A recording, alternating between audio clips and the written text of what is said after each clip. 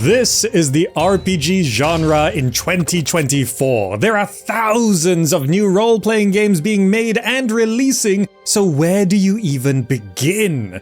This list might seem massive, but it's really just the top picks from an ocean of games. So this will serve as a guide for you to find a new role to play. I've spent countless hours curating and organizing this into subgenres, so let's begin with classic D&D styled RPGs, but don't miss the action, turn-based, first-person, and more RPGs, all here for your convenience. For the first of the classic styled isometric RPGs, Drake. This one is a space western set in a universe where you will be shaping your own interactive story, exploring the distant planet called Drake.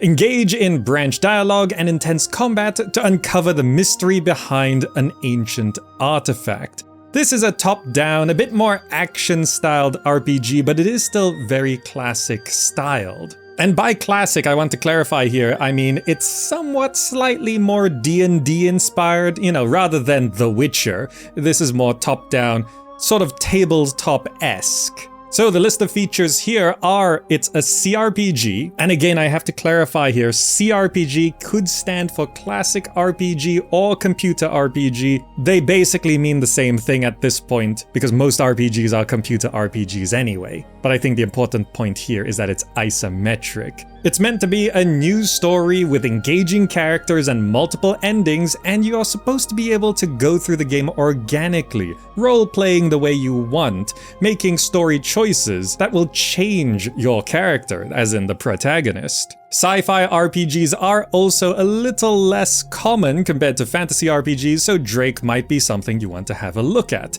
This one does currently have a free demo on Steam, so feel free to hop in and check it out and see if it's one that you want to be waiting for, as it should be releasing sometime in the near future, considering there is a free demo you can play right now. Moving on, Swordhaven Iron Conspiracy. This is classic in more than one ways compared to before, as it's a fantasy CRPG. It's a classic party-based game where you'll be exploring the land of Nova Draconia, embarking on quests unique to your character and discovering mysterious artifacts of the ancients as you unravel a hidden conspiracy that threatens the existence of the world. So when I say this is classic, I mean all of those sound like classic fantasy tropes. You are a hero, you make choices, there's a party with you, and the world is in peril, and it's up to you to save it. But just because something is a bit more rote, it doesn't mean that it is bad. And this one does have some things going for it. There's a flexible combat engine, a classless role-playing system where each stat combination provides unique gaming stuff, including dialogue choices and quest solutions. There's classic-inspired but modern things like UI and more customization possibilities, and the whole thing is supposed to be a vast, non-linear world with unique NPCs, multi-solution quests, and it is promising dozens of hours of exploration, from quiet village hamlets to ancient horrid crypts, bizarre dungeons, and other unique locales. So there is a lot here being promised, and if you are more of a classic gamer, then there might be things here that sort of pique your interest. The whole thing about classic gaming is that you want all the good stuff from the past, but not all the bad stuff, and it's very easy to forget that the past was actually filled with a lot of bad stuff. It wasn't all good in the 90s and before, okay? There's a lot of terrible bad games back then, and even the good games had a lot of problems, but we forget it because nostalgia. And nostalgia is one of my favorite things, but some things should be left behind. Swordhaven Iron Conspiracy is another one that has a free demo, which is fantastic. You can just have a look at it and see if it's one that you want to be waiting for. And again, the demo itself is receiving patches, so it's kind of like in early access, but it's free, so that's good, right? So you can go ahead and check out Swordhaven Iron Conspiracy and see if you want to wait for full release later on, some point, hopefully in the near future. Continuing the classic vibes, Passageway of the Ancients. This one is inspired specifically from 90s and early 2000s RPGs, and it transports you to the world of Aeron, the galaxy's sole remaining magical planet, where you'll be exploring the city of Ithgar to solve your parents' murder. Alright, that's a premise. Now, so far in this list, we have been getting more and more classic with every game, but I promise you there's a lot of variety here. We're just going through the CRPGs right now, and this one is another one that is a tactical, party-based RPG. It's isometric, it's very classic looking. I mean, this one is trying to go straight back to the 90s and early 2000s. This is, if you're being nostalgic and want the actual sort of classic experience, then this one is probably the one you're looking for. Good news, this one is another one with a free demo that you can check out right now, and they're continuing development through 2024, so we can probably expect more of this later in the year. But for now, you can have a closer look at Passageway of the Ancients if the footage intrigues you, and see if this is another one that you want to add to your roster in the near future. And then we have a CRPG that you can tell has taken a bit more of a modern approach, Esoteric Ebb. This is a single-player RPG built on boundless tabletop freedom. So it is sort of a classic RPG, but it's leaning into the tabletop stuff, which is sort of weirdly tabletop RPG, like the analog actual tabletop where you have a table and a top. That is very classic. It goes back decades. But pulling that off on the digital platform has always been a tricky thing because technology is very limiting, choices have to be limited. So real tabletop experiences, especially in single player games which aren't controlled with a dungeon master or anything, those sorts of tabletop experiences in single player games is sort of a modern thing, as it requires a lot of design experience, a lot of options and possibilities and systems to really support that flexibility. And Esoteric Ebb is trying to do that. So although it's classic in a very strong way, it is also quite a modern approach. Plus the visuals are a sort of modern approach to this sort of aesthetic. In this game, you'll be unraveling a political conspiracy with your goblin sidekick. You roll dice in encounters, you explore a city on the brink of its first ever election, and you can become a cleric of legends, or you could completely ruin the campaign. Choices mattering in these games is very, very important, particularly for this subgenre, and this one does seem very interesting. I mean, boundless tabletop freedom is a big promise. Can they actually deliver that? Maybe. You can have a look. There's another one with a free demo. You can have a look at Esoteric Ebb and then see whether this is really delivering on this 5th edition tabletop freedom that it's promising so much, and if it is actually pulling it off so far in the demo, then maybe it is gonna be one to watch moving forward. Hey, now that you're a bit into the list, I'm sure you're enjoying it, so it would be greatly appreciated if you can like the video. Thank you. Alright, next game. For an impressive looking one, New Arc Line. Take a stand in the eternal conflict between arcane magic and steampunk revolution, and tip the uneasy balance between sorcery, elves, dwarves, and mysterious monsters on one side and steampunk gadgets, zeppelins, and Tesla guns on the other, in this single-player, party-based, story-rich RPG. Will you rise to the occasion? In this game, you can become the hero or the villain that you want to be. You create your own character and make choices as you see fit. You gather up your party, where you meet and recruit a diverse cast of characters, and you learn their stories, face their demons together, and you help them grow. You can master technology or magic, and you command your party in turn-based tactical battles, where you can fight head-on and brute force your way through encounters, or you can be more careful by analyzing and observing, so you can see how else you can make your way through. Overall, this game does look very impressive from what we've seen so far, visually and gameplay-wise. So for an upcoming CRPG, this one is probably one of the biggest ones to watch. At the time of recording, it is just saying that it's releasing sometime in 2024, so you can keep an eye on it until it releases then. For a bit more steampunk, Sovereign Syndicate.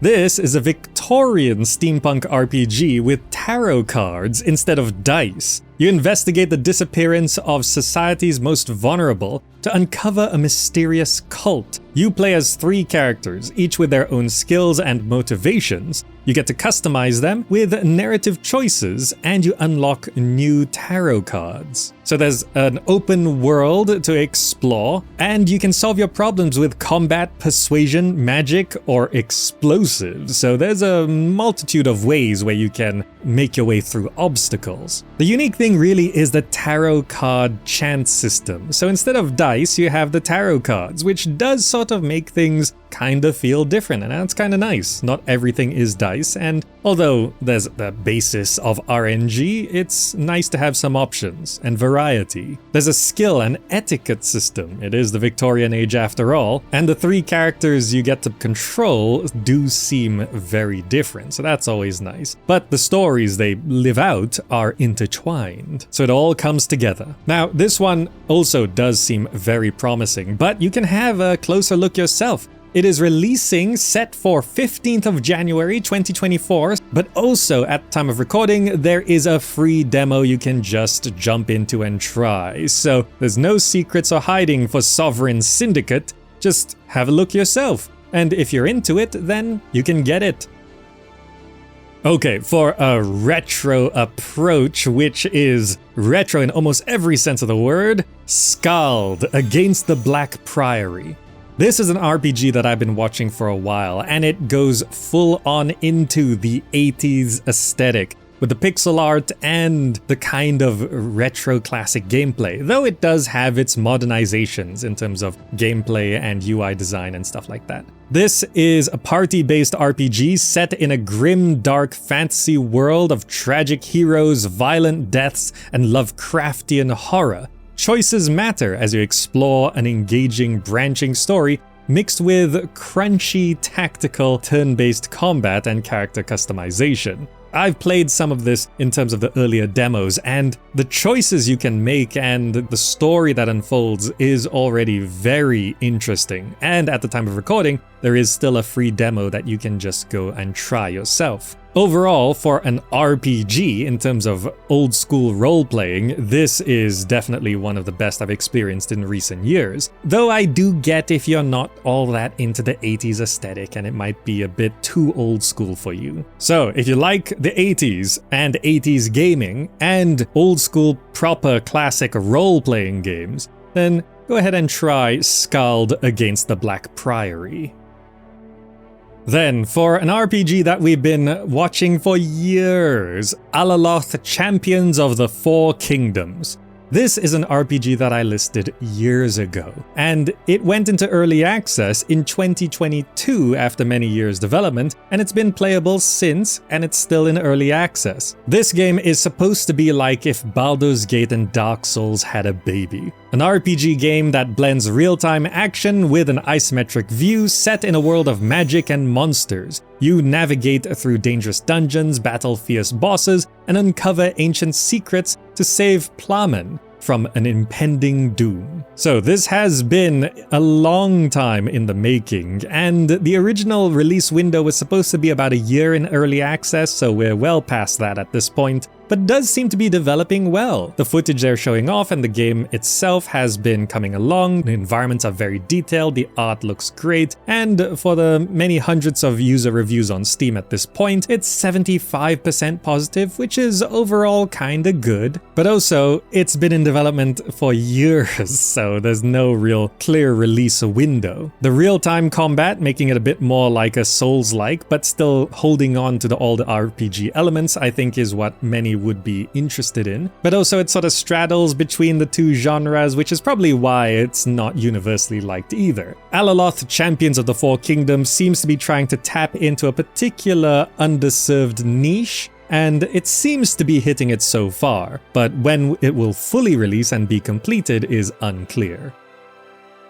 For a post-apocalyptic zombie RPG, Urban Strife. This is meant to be an old-school turn-based strategy post-apocalyptic survival RPG. You recruit deranged locals in your militia, ally with local factions and fight those that you hate. You haul loot back and rebuild your shelter, doctor your wounds, and fix your guns. People need feeding, booze needs brewing, and there's an end of the world to enjoy here in Urban Strife. Now, combat here is pretty simulated with real ballistics in terms of bullets and collision. There's body parts targeting, which I think is pretty important in a tactical RPG and does lend itself to the zombie thing as well. And there are survival mechanics where you'll be building up a shelter and you need to farm crops and food and make sure you have all the resources you need to actually live and survive in this zombie apocalypse. So although this is not your traditional kind of RPG, it is an RPG primarily, and it seems to kind of feel like a more expanded Project Zomboid, but maybe that's setting the expectations too high considering how popular that is. Either way, a zombie apocalypse RPG is a nice addition to this list. Although zombies are pretty common in most genres, you don't actually get too many of them in the classic RPG kind of style. So Urban Strife seems like one to watch if you like the post-apocalyptic setting, but for now it's just coming soon.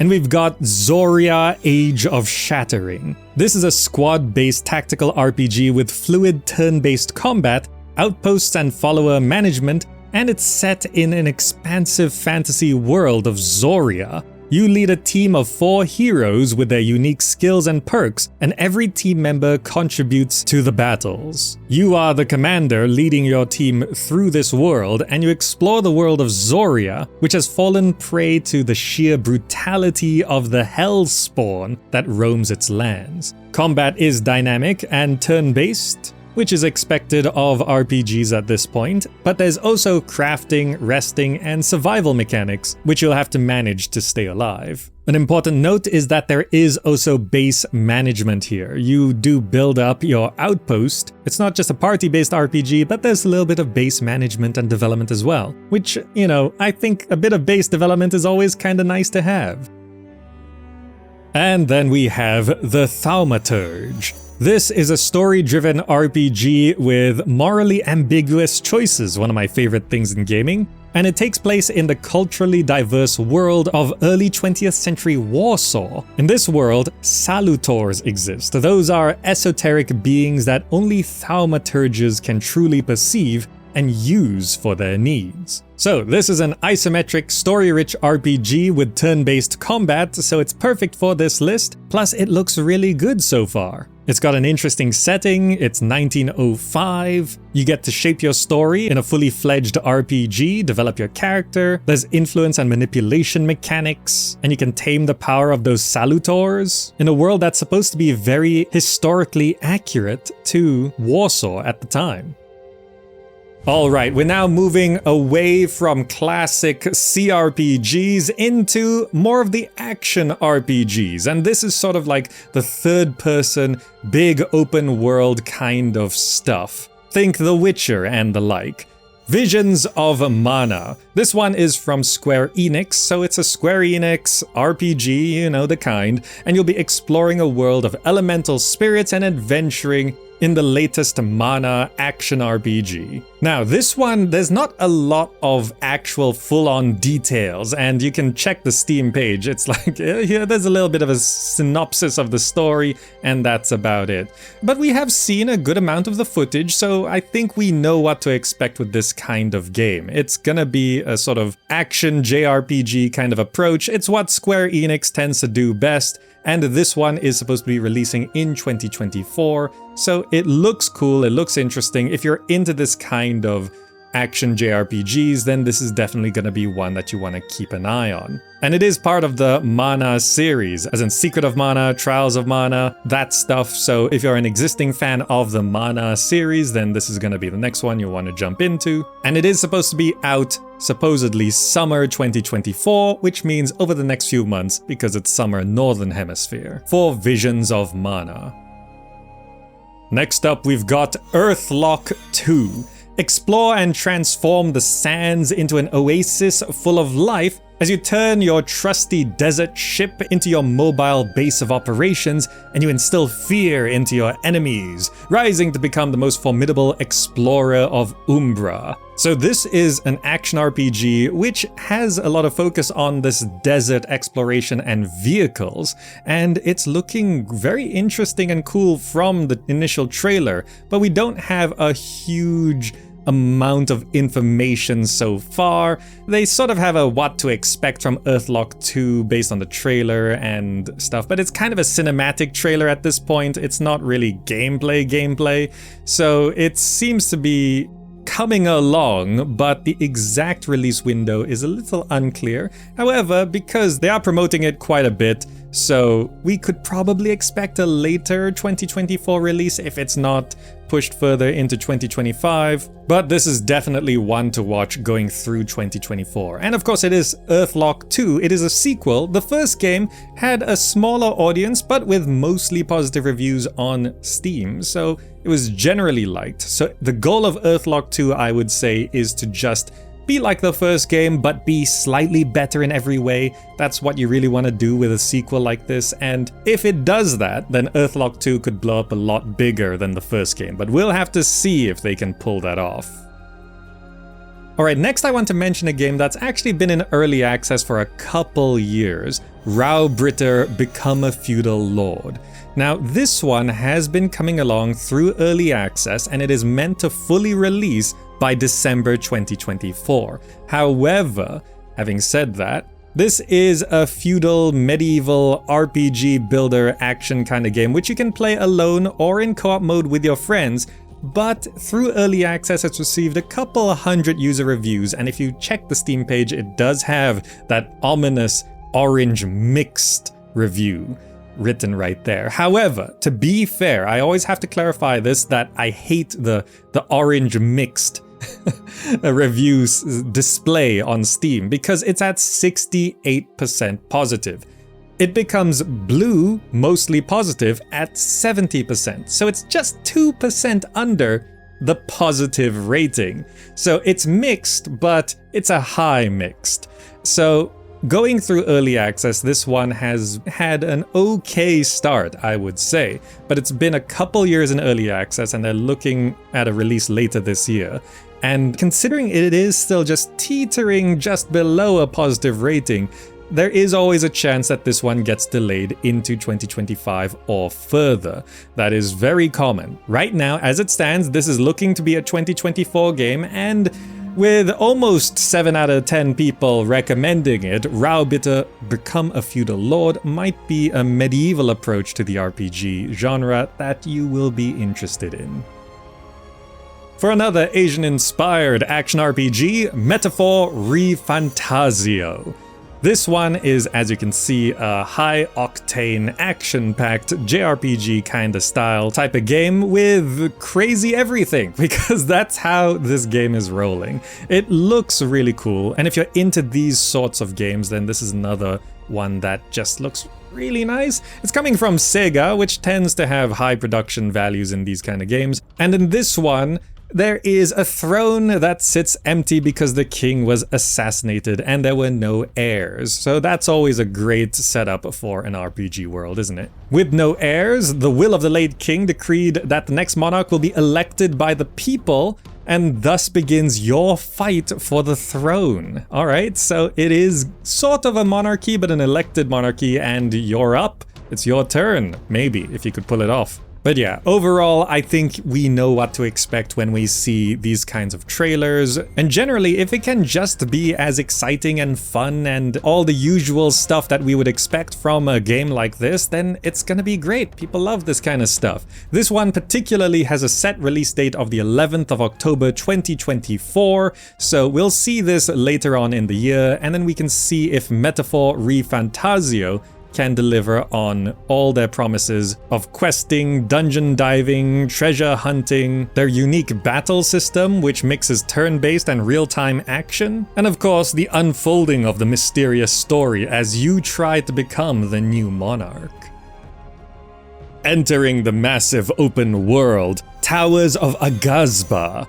This is an open world experience where you can build vast settlements and grow sprawling ecosystems on their own fantasy island. This one is about a balance between constructing bustling villages for their growing tribe and nurturing exotic ecosystems of otherworldly plant life. You express your creativity by developing your island however you like as you explore the whimsical land of Aghasba. From the looks of things, this game is promising jaw-dropping vistas, bizarre creatures, and a rich history to the sacred island of Aghasba. You'll be able to build your village, rejuvenate the land, and you can visit friends' unique islands or invite people over to see yours. So generally, this game is sort of mixing RPG, a little bit of action-adventure, and maybe a little touch of Animal Crossing. So it generally does seem very interesting. At the time of recording, it is just coming soon, but as you can see from the trailer, there's a lot to see here, and I think personally that this is one to watch. In maybe more of a classic fantasy setting, Stormrite. Embark on an epic journey in this open-world RPG set in the dark fantasy medieval kingdom of Redreach. Unleash the power of ancient magic as a young squire, or become a fearsome warrior forging your destiny amidst a world brimming with chaos and conflict. Now, in this open-world action RPG, you'll be unraveling the twisted history of a vast kingdom, preparing for Requiem's return, because there's apparently an endless cycle of suffering inflicted by this all-powerful being. But then it suddenly disappeared, and maybe it's coming back. So you'll need to harness the power of focus crystals, allowing you to cast magic and other special powers, and you'll be choosing your path in branching skill trees as you travel across the land and discovering secrets. Now, importantly, this is a fully single-player third-person experience, so no multiplayer here. But combat does seem to be a bit of a focus with a hybrid melee range loadout, using agility, daggers, throwing knives. You can even play a crossbow style, so there's a lot of different ways to fight your way through this game. And there is a companion system, so you'll be bringing your allies along on your travels. Generally speaking, this does seem like more of the traditional fantasy action RPG experience, but there are still some interesting little twists here. Now, I know visually it might not look particularly next-gen, but gameplay-wise there's a lot of good ideas. However, it is still just coming soon with no particular release window, so we'll see how Stormrite develops into 2024. Going a bit more serious, Rise of the Ronin.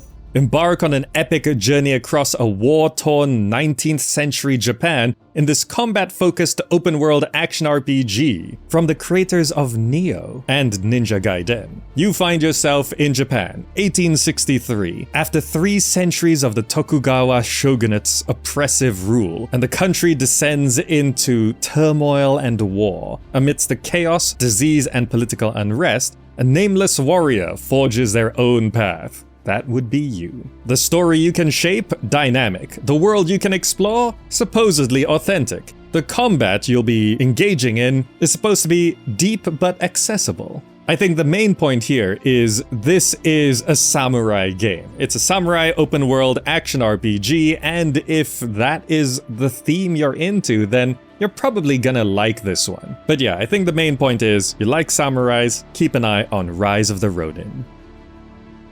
Taking a step into the past, the Gothic 1 remake. That's right, Gothic 1, that classic RPG that so many people love, is getting a remake. The kingdom of Mitarna has been invaded by a horde of orcs, and King Robar II, in need of a large quantity of magical ore in order to forge powerful weapons, operates the Corinus Mines with all available prisoners. That's a lot of lore, but basically, this is Gothic 1. And it's not a remaster, it's a remake, so a new game. You'll be returning to the colony and rediscovering its secrets and challenges. You play the nameless hero, of course, and you control the fate of a lifetime convicted prisoner who must survive in a world full of wild animals, creatures, and other dangerous convicts. So this remake is supposed to be, it is promising to be, a faithful full remake of the original Gothic, but with modernized combat and controls. Now, this can be an incredible challenge, especially because of so many people who love the Gothic series and particularly Gothic 1. So the hype is real and the expectations are high, and there is always a big chance that this is a big fail. However, I mean, you just have to do it right.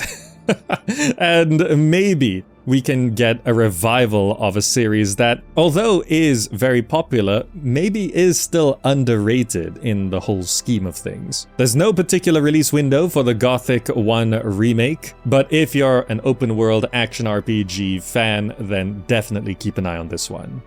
Caribbean Legend. While we're on the topic of old games remade, this is an open-world RPG set in the golden age of Caribbean piracy. You embark on a 200-hour-long adventure, plunder cities and ships, explore the unknown, discover treasures, forge friendships, earn bounties on your head, and charm the ladies on your path to ultimate freedom. So this is kind of a remake of another pirate game, an older pirate game called To Each His Own. However, things have been developing so far to the point where Caribbean Legend is kind of becoming its own kind of game, especially if you never played the original. I mean, as I've said, there's a lot to this. Owning a warship, commanding pirates, tailoring your character's build, equipment, crafting, military operations and sieges, there's so much. This is supposed to be the ultimate pirate game, outside of maybe somewhat slightly dated visuals. But we don't have a lot of true pirate games nowadays, so this could be your best bet as an aspiring pirate. So if you want to be a pirate, then you can keep your one unpatched eye on Caribbean Legend.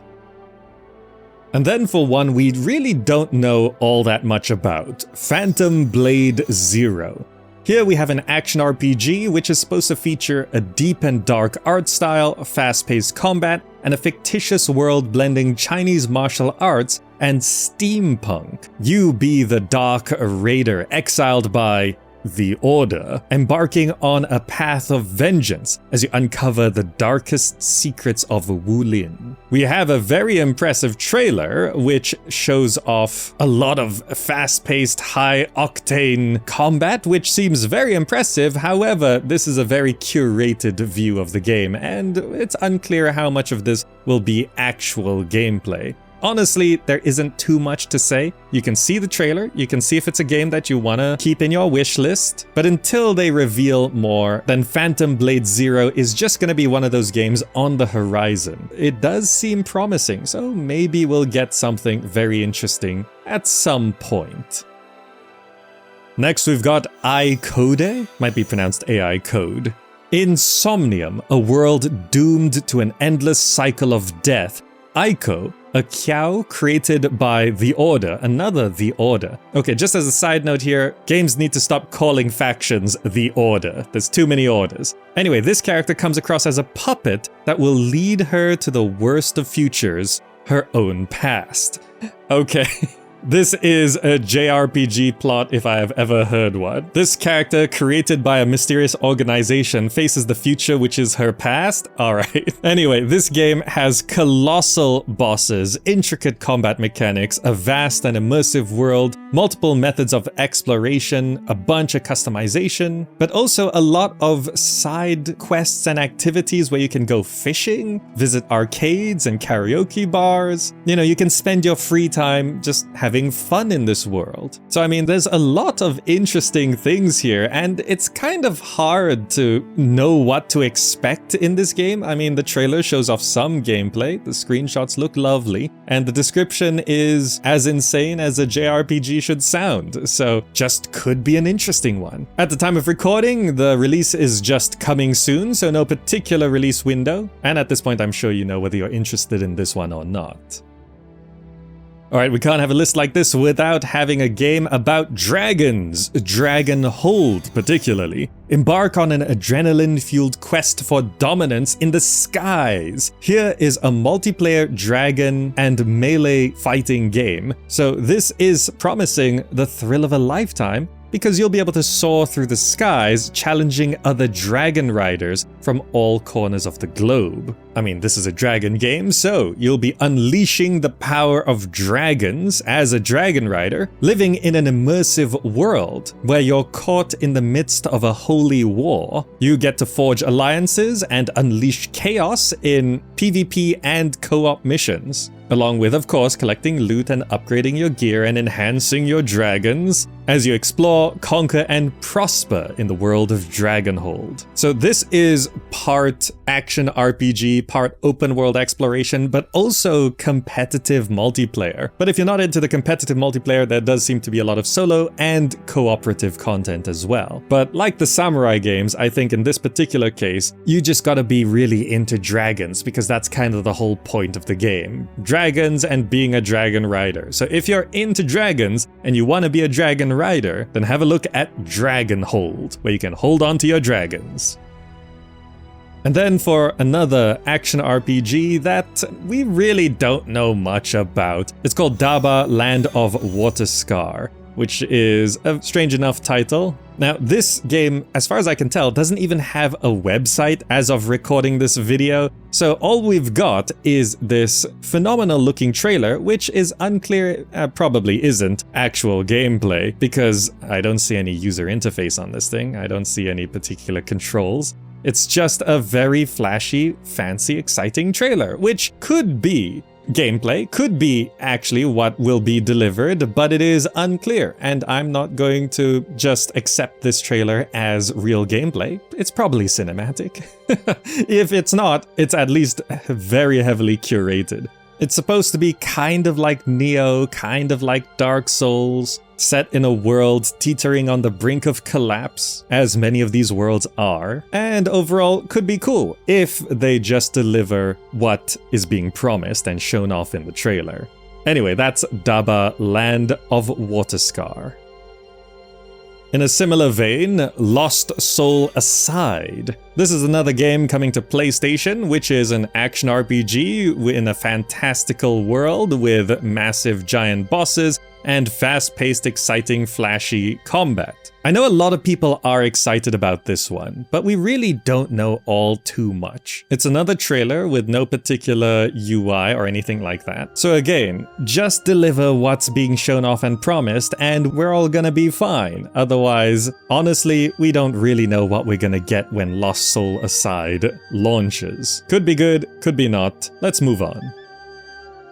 So next we've got GreedFall 2.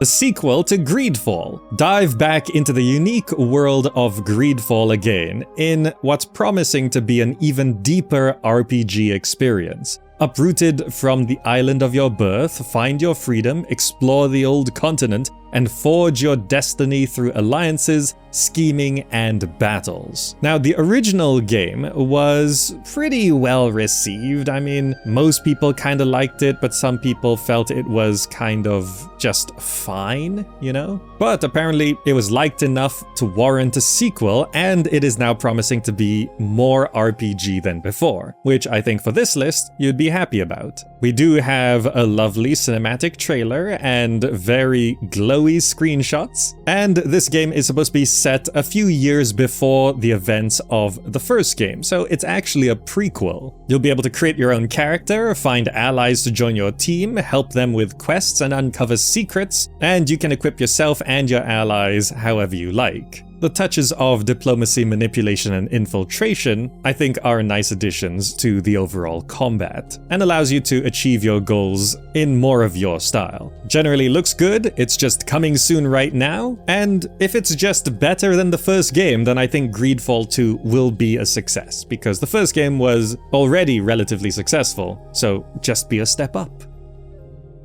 Next up, we have Where Winds Meet. An interactive open-world RPG, which is action-packed, full of adventure and martial arts. So there is actually a lot of competition in the martial arts swordsman kind of action RPGs here. In this game, you are a swordsman, and you must make tough choices as you face your destiny. Because, as like many of these games, there is division, unrest, and chaos. But this time, it's set in the Northern Song Dynasty. Now, unlike some of the other games, we have actually seen quite a lot of this, and it was playable at Gamescom, so there's people who have actually seen gameplay. And there's actually a lot of footage out there, so you can have a closer look at where winds meet to see what it's actually promising and showing off right now, and it does seem like there's a lot of promise here. So yeah, if you're into being a swordsman, here's another game for you to keep an eye on, and this one seems a bit more developed than some of the others on the list. So have a look at where winds meet. For more of a 3D anime-styled action RPG, Granblue Fantasy Relink. A grand adventure in the skies await. Form a party of 4 from a diverse roster of skyfarers, and you slash, shoot, or hex your way to victory against treacherous foes. You take on quests solo or with the help of others in up to 4-player co-op as well. This game takes place in the Sky Realm, where there's a myriad of islands floating around in a great blue expanse, but it's the sky, not the sea, and you are the captain of a skyfaring crew. Combat is real-time with a party of 4, and if you don't like the fast-paced combat, there are assist modes, which provide accessibility options, which is really, really nice. Because a lot of these games, they have this fast-paced, flashy action combat, but not everyone can play that, so you can toggle on assist modes here, if you want. If you like the flashy, fast-paced, exciting combat, stick to that. There is supposed to be a lot of lore and history in this Sky Realm for you to discover, and of course, if you're into the anime style, then this one's gonna be for you. Sticking to the anime style, Wuthering Waves. This is a story-rich open-world RPG with a high degree of freedom. You find yourself in an age of struggle, and civilization is once again on the brink of collapse. I guess that's just a theme that works in most of these stories. Civilization is about to end, or civilization has ended, and now it's up to you. But I don't want to take away from these games for having similar settings and stories, because the main point is, are these actually good games? Of course, in a list like this, I only have so long to talk about each game, and just mentioning the premise can make games sound very similar, but actually they can be very different. Now, this game does show off some fast-paced action and a unique world, and the game has been going through closed betas. So development is coming along, but honestly, publicly, there isn't too much to see or show at this point. You can pre-register your interest if you so desire. It's another upcoming 3D anime-styled action RPG, which has some interesting stuff being shown off in the trailer, but maybe for now, just one to watch. For one that looks really interesting, it's Flintlock: The Siege of Dawn. Join humanity's last stand as gods and guns collide in this action RPG open world adventure. The door to the afterlife has been opened, allowing the old god's army of the undead to escape, and now you face extinction, so you grab your guns, embrace vengeance, gunpowder, and magic, and you embark on an epic journey to lead mankind's final siege against the tide of the dead. You forge bonds with your companions and the army, defeat powerful beings, and you make your mark on a vast open world battlefield. This looks really interesting. The trailer and the screenshots, the setting is unique. Gods and guns. That's just such a good tagline. Having said that, the game was supposed to release early 2023, but it is now definitely set for 2024, so it's been delayed. Development is taking a little longer than expected. So hopefully it all does still come together really nicely for Flintlock: The Siege of Dawn. And then for an anime action RPG that looks like Spider-Man. It's hard to describe this one. It's called Project Mugen. Set in a somewhat futuristic city, you can run around, climb buildings, drive cars, and fight your way through this world in flashy, fast-paced style. As with many of these games, there's no particular release window. There's a lot of details that are still sort of unclear. But a word of warning on this one, it is published by NetEase, which has a bit of a reputation, and I think this is supposed to be free to play, which generally means microtransactions microtransactions, so just keep that in mind. Having said that, I think a lot of people are actually excited about the gameplay of this. I know a lot of people sort of made fun of it for kind of copying Spider-Man's gameplay, but I mean, maybe that could turn out to be something kind of interesting. I don't want companies copywriting gameplay mechanics. Some gameplay mechanics have already been copyrighted, and that has just turned out not good in general, so better to let games copy gameplay mechanics. Anyway, this anime RPG called Project Mugen could be very interesting, could be very... so we'll just see how it turns out. For another game with Project in the title, Project the Perceiver. In a quagmire of endless war, conviction is your only way out. The world is in turmoil, you get to explore tons of secrets and hidden passages, and you engage in sword-wielding duels with other characters, which are supposed to reveal who they are. I mean, it does mention a kaleidoscope of ideals. More competition in the swordsman action RPG, this one being a bit more bombastic, I think, in some regards. I mean, just looking at the footage. Less historical, I suppose we could say. I mean, there's crazy powers, crazy realms. I mean, it seems very out there, which can make things incredibly interesting, as long as the game is actually what's being shown off. There's a lot going on in the trailer. It does its job. It's making me feel hyped. But how real is all of this footage? We always have to wait and see for that. But that's what we've got on Project the Perceiver.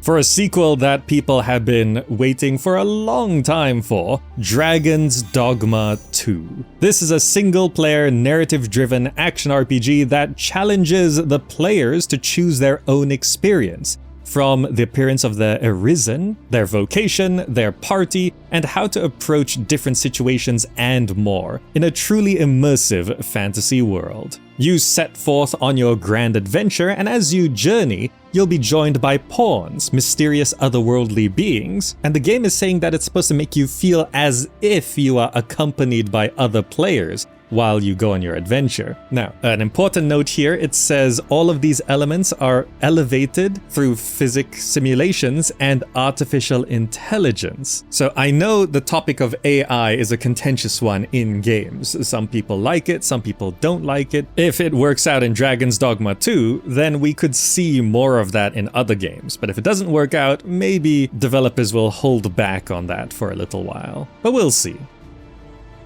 Now, I think a game that so many people have been hyped for years, it's Black Myth Wukong, an action RPG rooted in Chinese mythology and based on the Monkey King. You set out as the Destined One to venture into the challenges and marvels of this fantasy world. You uncover obscured truth beneath the veil of a glorious legend from the past. There's a land of vast wonders to explore, giant, monstrous, fantastical enemies, old and new, and you master a variety of spells and abilities and transformations, and of course combat styles. But behind all this action, there is supposed to be a heartfelt tale of personalities and complicated pasts and stories. This is a game that was revealed a few years ago now, I think, and it's always looked amazing, and it's always been very hyped for because people are just think it's a great idea and the gameplay looks amazing. It's currently set for a 2024 release window, and they've been showing off more of the gameplay over the past year, so it seems like things are on track for a release over the next year, and I think, hopefully, if it just lives up to what people are expecting, Black Myth Wukong could be a huge hit. For another game that we've been waiting years for, Crimson Desert. A war-torn world with gritty realism and aesthetic beauty, people struggling against monsters and enemies, mercenaries to be hired, and mythical beasts and maniacal rulers threatening everything. This is a game that was revealed again a few years ago, and I have talked about it before, but they're finally showing off more and more gameplay, and it seems like it's getting closer to being an actual real game. Another another one that people are mega hyped for, and it does seem like it's more than just action and turmoil. There's lovely horse riding, there's fishing, and generally the world looks very beautiful to explore and live in general. I mean, if all the stuff in the trailer is real, then this looks very, very fun. But that's the key point. How real is it? I'm always gonna say a word of caution here because, you know, I'm not here to just hype you up about the biggest upcoming games. I want you to, like, you know, be a little bit cautious. I'm not telling you to pre-order any of these games. We have to see what they actually are on release. The trailers look great. And quite often, games do live up to their trailers. But I always get a little bit cautious when trailers look too exciting and too good, because then I hold back, I restrain my excitement, so that when the game releases, if it's not quite what the hype was promising, I'm fine with it. But also, if it is what the hype was promising, I'm now pleasantly surprised. It's like, wow, you actually did what you were promising to do. Crimson Desert, what we've seen looks amazing. Please just be that. Just be what you're showing, and everyone will be happy. That'll be great. Please and thank you. Moving on, a game that was announced a while ago, but we've actually seen nothing of.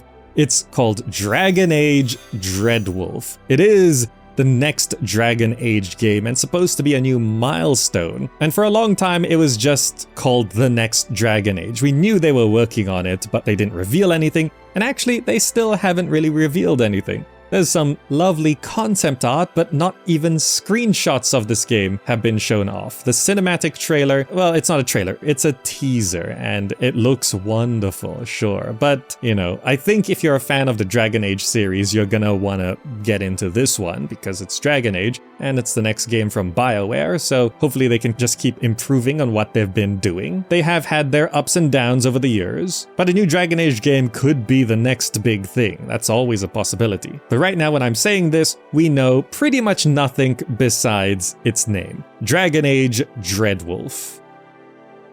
And then we have the next big part in the remake people spent decades asking for, Final Fantasy VII Rebirth. The story of Cloud and Sephiroth continues in this vibrant and vast world, which is part of the Final Fantasy VII Remake project. Basically, they're splitting up the story to standalone entries, which, let's face it, everyone was kind of expecting them to do. You know, for years, people were saying, just remake Final Fantasy VII, it's gonna be a cash cow, you can make so much money, just remake Final Fantasy VII. So eventually, they were like, sure, we'll remake Final Fantasy VII, and as you said, we're gonna make it a cash cow. So they've massively expanded the game into these massive standalone parts, and I think everyone is kind of enjoying it. There's a lot of extra content, and I think an important note here is that they have said they're not necessarily sticking to the original story from the original game, so a number of things could change or be different this time around.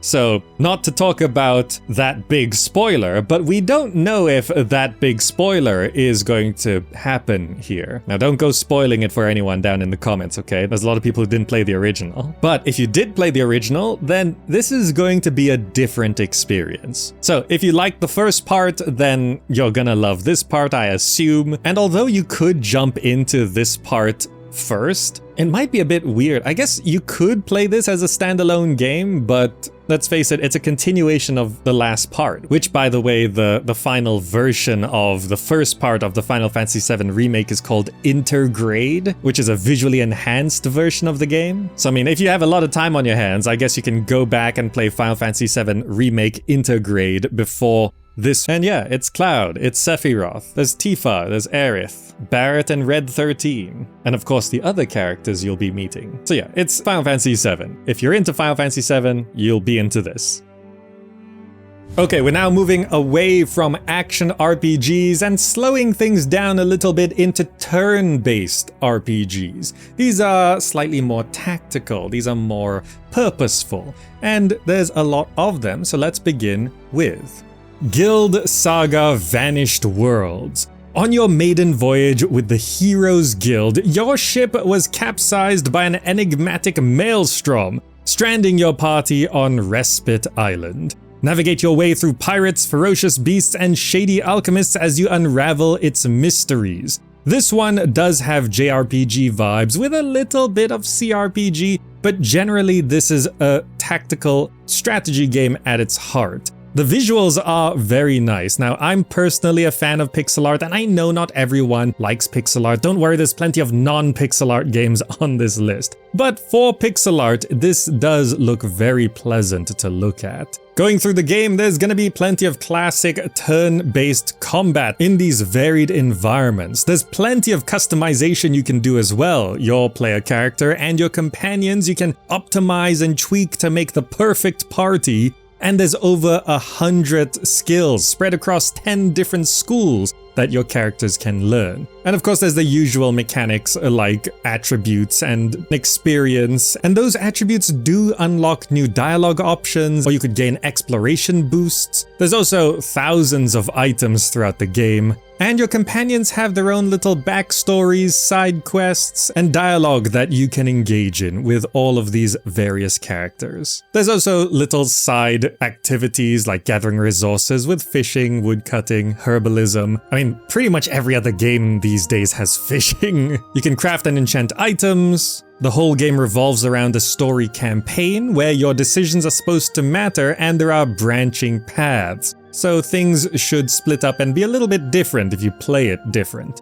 The nice thing about Guild Saga Vanished Worlds is that there is a free demo. It is releasing on the 16th of April 2024, so not too long from recording this video, but you can just try the free demo right now and see if you like it.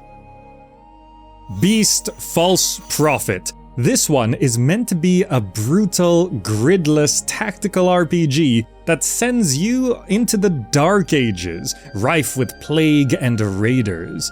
You join forces with your war band, develop your skills, and unleash your inner beast to shred through enemies. But your choices will have consequences. So when it comes to tactical RPGs, it is always kind of a, what is a tactical RPG? And how is it different from a tactics game or just another turn-based kind of RPG? I want to clarify right here at the start of this list video where, I mean, it's gonna be very difficult to draw hard objective lines, but basically tactical RPGs are more RPG than just tactics games like XCOM, but they're not quite as RPG as more Dungeons and Dragons kind of classic RPGs like Baldur's Gate 3. Anyway, for Beast False Prophet, this one is looking pretty brutal and violent. There's like a lot of footage of quite intense imagery. They're offering a unique beast system where you exercise or exorcise your inner beast. You get to decide.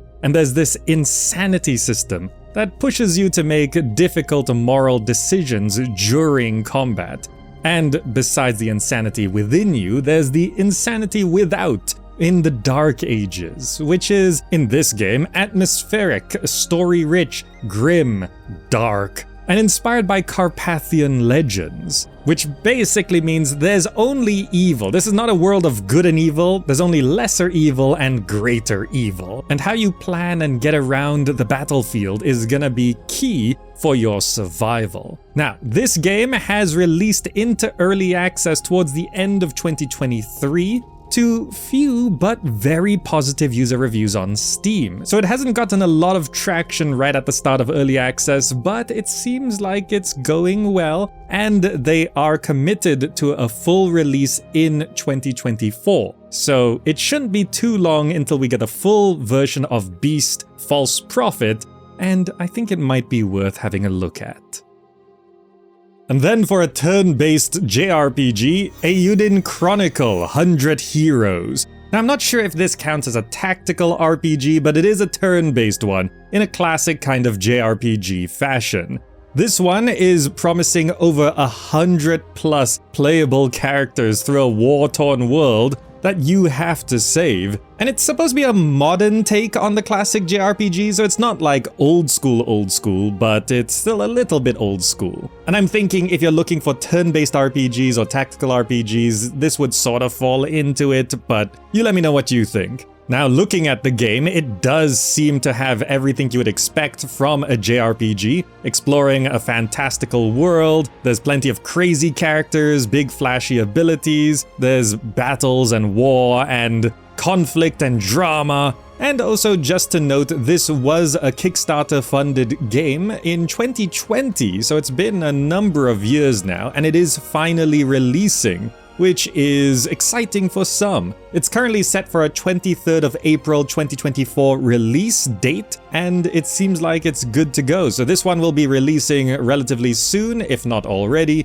And if you're looking for a new JRPG, Eiyuden Chronicle 100 Heroes does seem to be anticipated in that particular subgenre. Next up, we've got Wantless, Solace at World's End. You have to save your patients from themselves. You'll be crafting skills among millions of combinations, you'll be healing the mind and facing ever-growing nightmares in a series of 10-minute runs. All the while, you're trying to overcome an insidious curse, rampaging through this dystopic sci-fi tactical RPG. So in this game, you're playing one of the last remaining transposers, which is a doctor who can delve into your patients' tortured minds. And it has that sort of jumping into minds and then having tactical battles to cure them, I guess. It's a dynamic combat system with a mental health theme, I think. Or maybe it's just more of an insanity theme. It's meant to be dark and grim and psychotic, and that might be a bit heavy for a number of you, but if you're looking for a more serious sort of theme, then this is one that you can check out right now. It entered early access towards the end of 2023, and it's planning for 1 year in early access, so it's looking at a 2024 full release. But also, you don't have to commit too much. There is a free demo at the time of recording, so you can see if Wantless, Solace at World's End is the kind of tactical RPG experience that you're looking for, but if it's feeling a bit too heavy, don't worry, we've got a lot more on this list. Broken Alliance.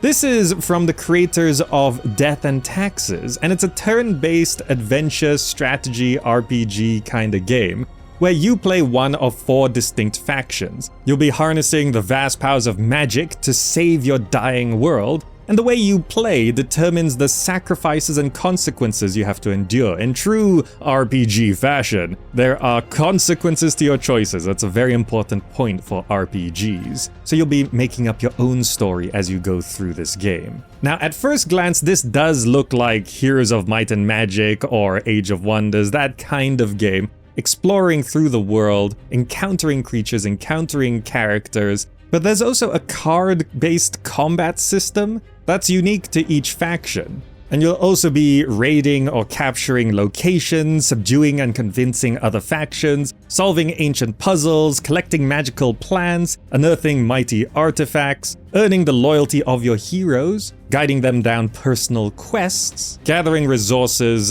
discovering secrets, and rallying the various peoples of the world. So yeah, this is kind of a 4X, but kind of an RPG, but it's definitely got turn-based tactical battles.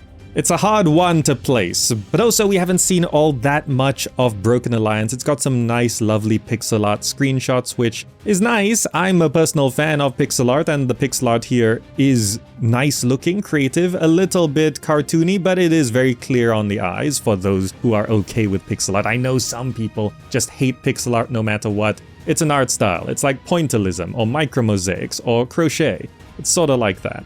It's just an art style, it's not a limitation of technology. But anyway, Broken Alliance, I thought it'd be an interesting one to note. We can move on to the next game. Sword of Convallaria. This is a fantasy tactical RPG which is trying to revitalize the beloved Japanese turn-based pixel art genre. You know, Final Fantasy Tactics, right? You collect and train a roster of mercenaries, you customize your squad, and you use your own strategy to save the nation of Iria.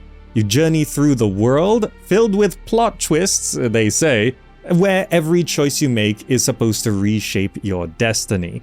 We'll see if they can actually pull that off. They boast a profound story, which is a big boast, but okay, we'll see if they can actually do it. And there's strategic turn-based combat on grid-based terrain. You deploy your unique allies against diverse enemies, And you use the terrain to your advantage, cliffs, boulders, obstacles. But then outside of the battle, there's choice-based narrative. So there's a lot of choices to make as you go through the dialogue, as you go through the story. And as we have been talking about pixel art, this one brings up the appropriate term. They call it neo-pixel, which is the idea of retaining the popular pixel-style graphics while adding modern 3D renderings, shaders, bloom, depth of field, HDR. Some pixel art games even have ray tracing. It sort of brings the pixel art style with modern effects, so that's what makes it modern pixel art, which is a stylistic choice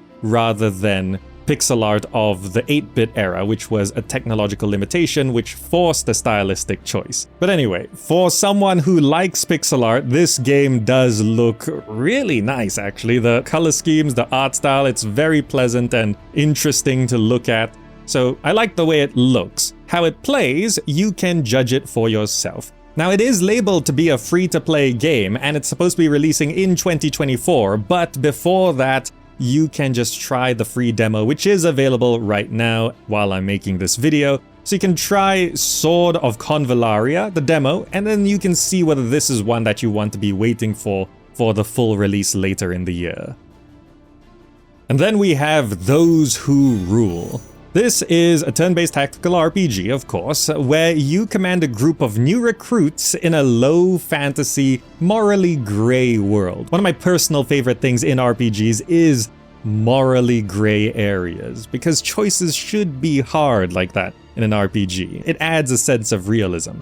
Anyway, you expand and level up your party, you equip custom weapons, and you outmaneuver your opponents on the battlefield as you uncover the truth behind an endless conflict that's affecting your country. So overall, it sounds like a turn-based tactical RPG. Even thematically and story-wise, does sound familiar. Now, looking at the game, it does have this nice hand-drawn art style, some very nice background art, and the battles are pretty tactical, taking place on hexes. So you can see what the game is like. It's pretty straightforward. And also, it is aiming for a Q4 2024 full release, but there is also a free demo here, which is fantastic. So if you are intrigued by Those Who Rule, or just a little bit cautious about it, you can see more of it, you can try it yourself, and then you can decide whether you want to rule in Those Who Rule. Starshift Legacy. The year is 2357, humans have explored the stars and colonized many worlds under the authority of the Earth Systems Alliance, the ESA. Amidst the chaos of a civil war, you have to forge your own legacy. Now this one does look very retro. It's pixel art, but it's like the old school kind of pixel art, and you can even see like the world maps are this sort of 2.5D, and then the systems, the star systems you're flying around, it looks like Master of Orion kind of thing, but then also you go down and do stuff. It's weird, it's interesting, it's a kind of a JRPG, futuristic setting.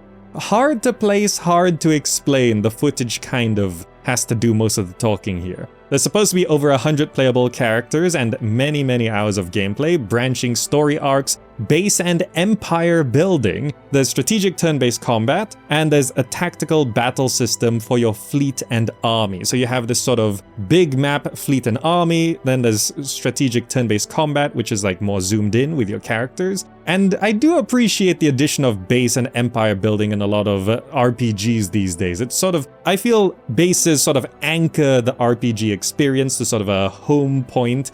And I know it can get very tedious in some games, but I still think it's a generally good idea to have that base of operations in an RPG, unless it's more of a sort of free-form, nomad-like wandering adventure RPG. But I don't know, I just like the bases. Anyway, Starshift Legacy is a confusing one. It might be interesting. There is a free demo. There is a free demo for this one as well, so maybe it's just best if you try the free demo and then see if Starshift Legacy can leave a mark.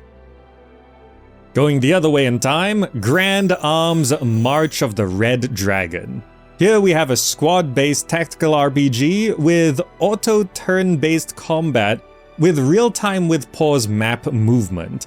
So this one is sort of interesting. It's kind of like an auto battler with cards, but then you have this sort of big map real-time with pause army sort of thing going on where you defend your territory and you're supposed to unite Wales against the English invaders. So it is pretty historical as well, or at least based on history. It's inspired by the classic JRPGs like Battle Ogre and Ogre Battle 64. And actually, looking at this game, I do want to mention a recent standout success, Unicorn Overlord. It's been making its rounds recently, and everyone's been talking about Unicorn Overlord. And that's sort of a real-time with pause tactical RPG. Even though if you look at the footage, it kind of looks turn-based, that's more of a animation auto-battler? I don't know how to describe these sorts of games. Are they turn-based? I'm really not too sure. You know what? I'm gonna do something weird here, and I'm also gonna just mention Unicorn Overlord at the same time as Grand Arms March of the Red Dragon. Because looking at Unicorn Overlord, it's another similar thing like this, where it has this real-time with pause grand strategy kind of map, but then when battles take place, they are turn-based, but they're also auto-battler. And I know there's a number of classic games that have done this as well, where you sort of set up behaviors and skills and patterns and formations and then engage in battle, and then a turn-based battle takes place. You don't control your characters in the battle. They sort of do their own thing based on a strategy and priority list that you've set up, or whatever you've set up for your units and stuff.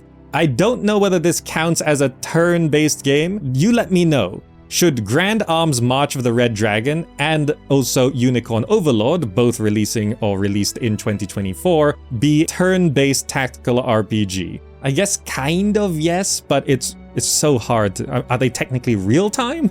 Or I don't know. You let me know. They're both looking quite promising. Unicorn Overlord has already gotten a big start. Like, a lot of people are talking about it, and the one that's gonna probably compete with it is Grand Arms March of the Red Dragon. I'm sure you know what you're looking for. For a bit more fantasy, Zodiac Legion. Here we have a turn-based tactical RPG where you take command of an arcane chivalric order. You expand your potential in a world of reawakening magic. You've got a stronghold to build up, you can research astral powers, and you lead your champions in combat against forces and beasts and monsters from beyond myth and memory. An interesting point here is that the dungeons are fully destructible, which means the walls and obstacles, you can just bust through them. And usually you don't see these kind of isometric, pixel art, tactical RPGs with full-on destructible environments, or the ability to reshape the environment yourself by using spells to create blockages or reshaping the terrain itself. As you go through the game, your warriors will become mighty champions if they don't die, and there's plenty of spells and world to explore. It is aiming for a Q4 2024 early access release, and it's supposed to be in early access for roughly 1 year, so it might enter early access towards the end of this year and then a full release in 2025. But of course, a promise for early access towards the end of the year, very likely chance that it's delayed fully into 2025, like early access in 2025, and then early access games tend to run long. So this might actually be a 2026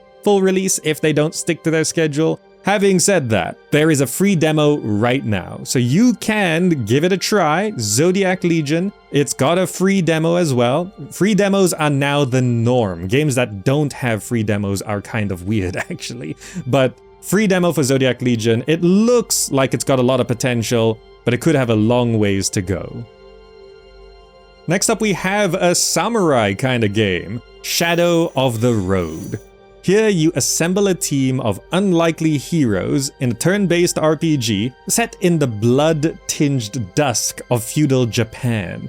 You test your skills against magical yokai and deadly steampunk technology as you carve your own path through an immersive story that will change the fate of the empire. There have actually been quite a few Japanese setting samurai kind of games coming out these days. Rise of the Ronin is an action RPG that I've talked about, and I might actually just make a list of samurai-esque games. But anyway, in this one, you don't have a particular main character in the story. You have a team of main characters. You take on the role of a master strategist, and you become an entire team of characters with a variety of backgrounds and skills, each with their own motivations, desires, and fears, and you set them on the path that best serves you. So you're kind of more of a dungeon master kind of role in this game, and your players are the characters you're messing around with.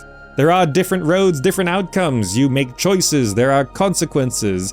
You go down specific paths and you can't go back the other way. But of course it all does boil down to the tactical combat. And also the game just kind of looks nice, it's got a nice visual style, and the mixing of feudal Japan with steampunk technology is kind of a classic setting at this point. I assume probably thanks to anime, but there might be other references as well.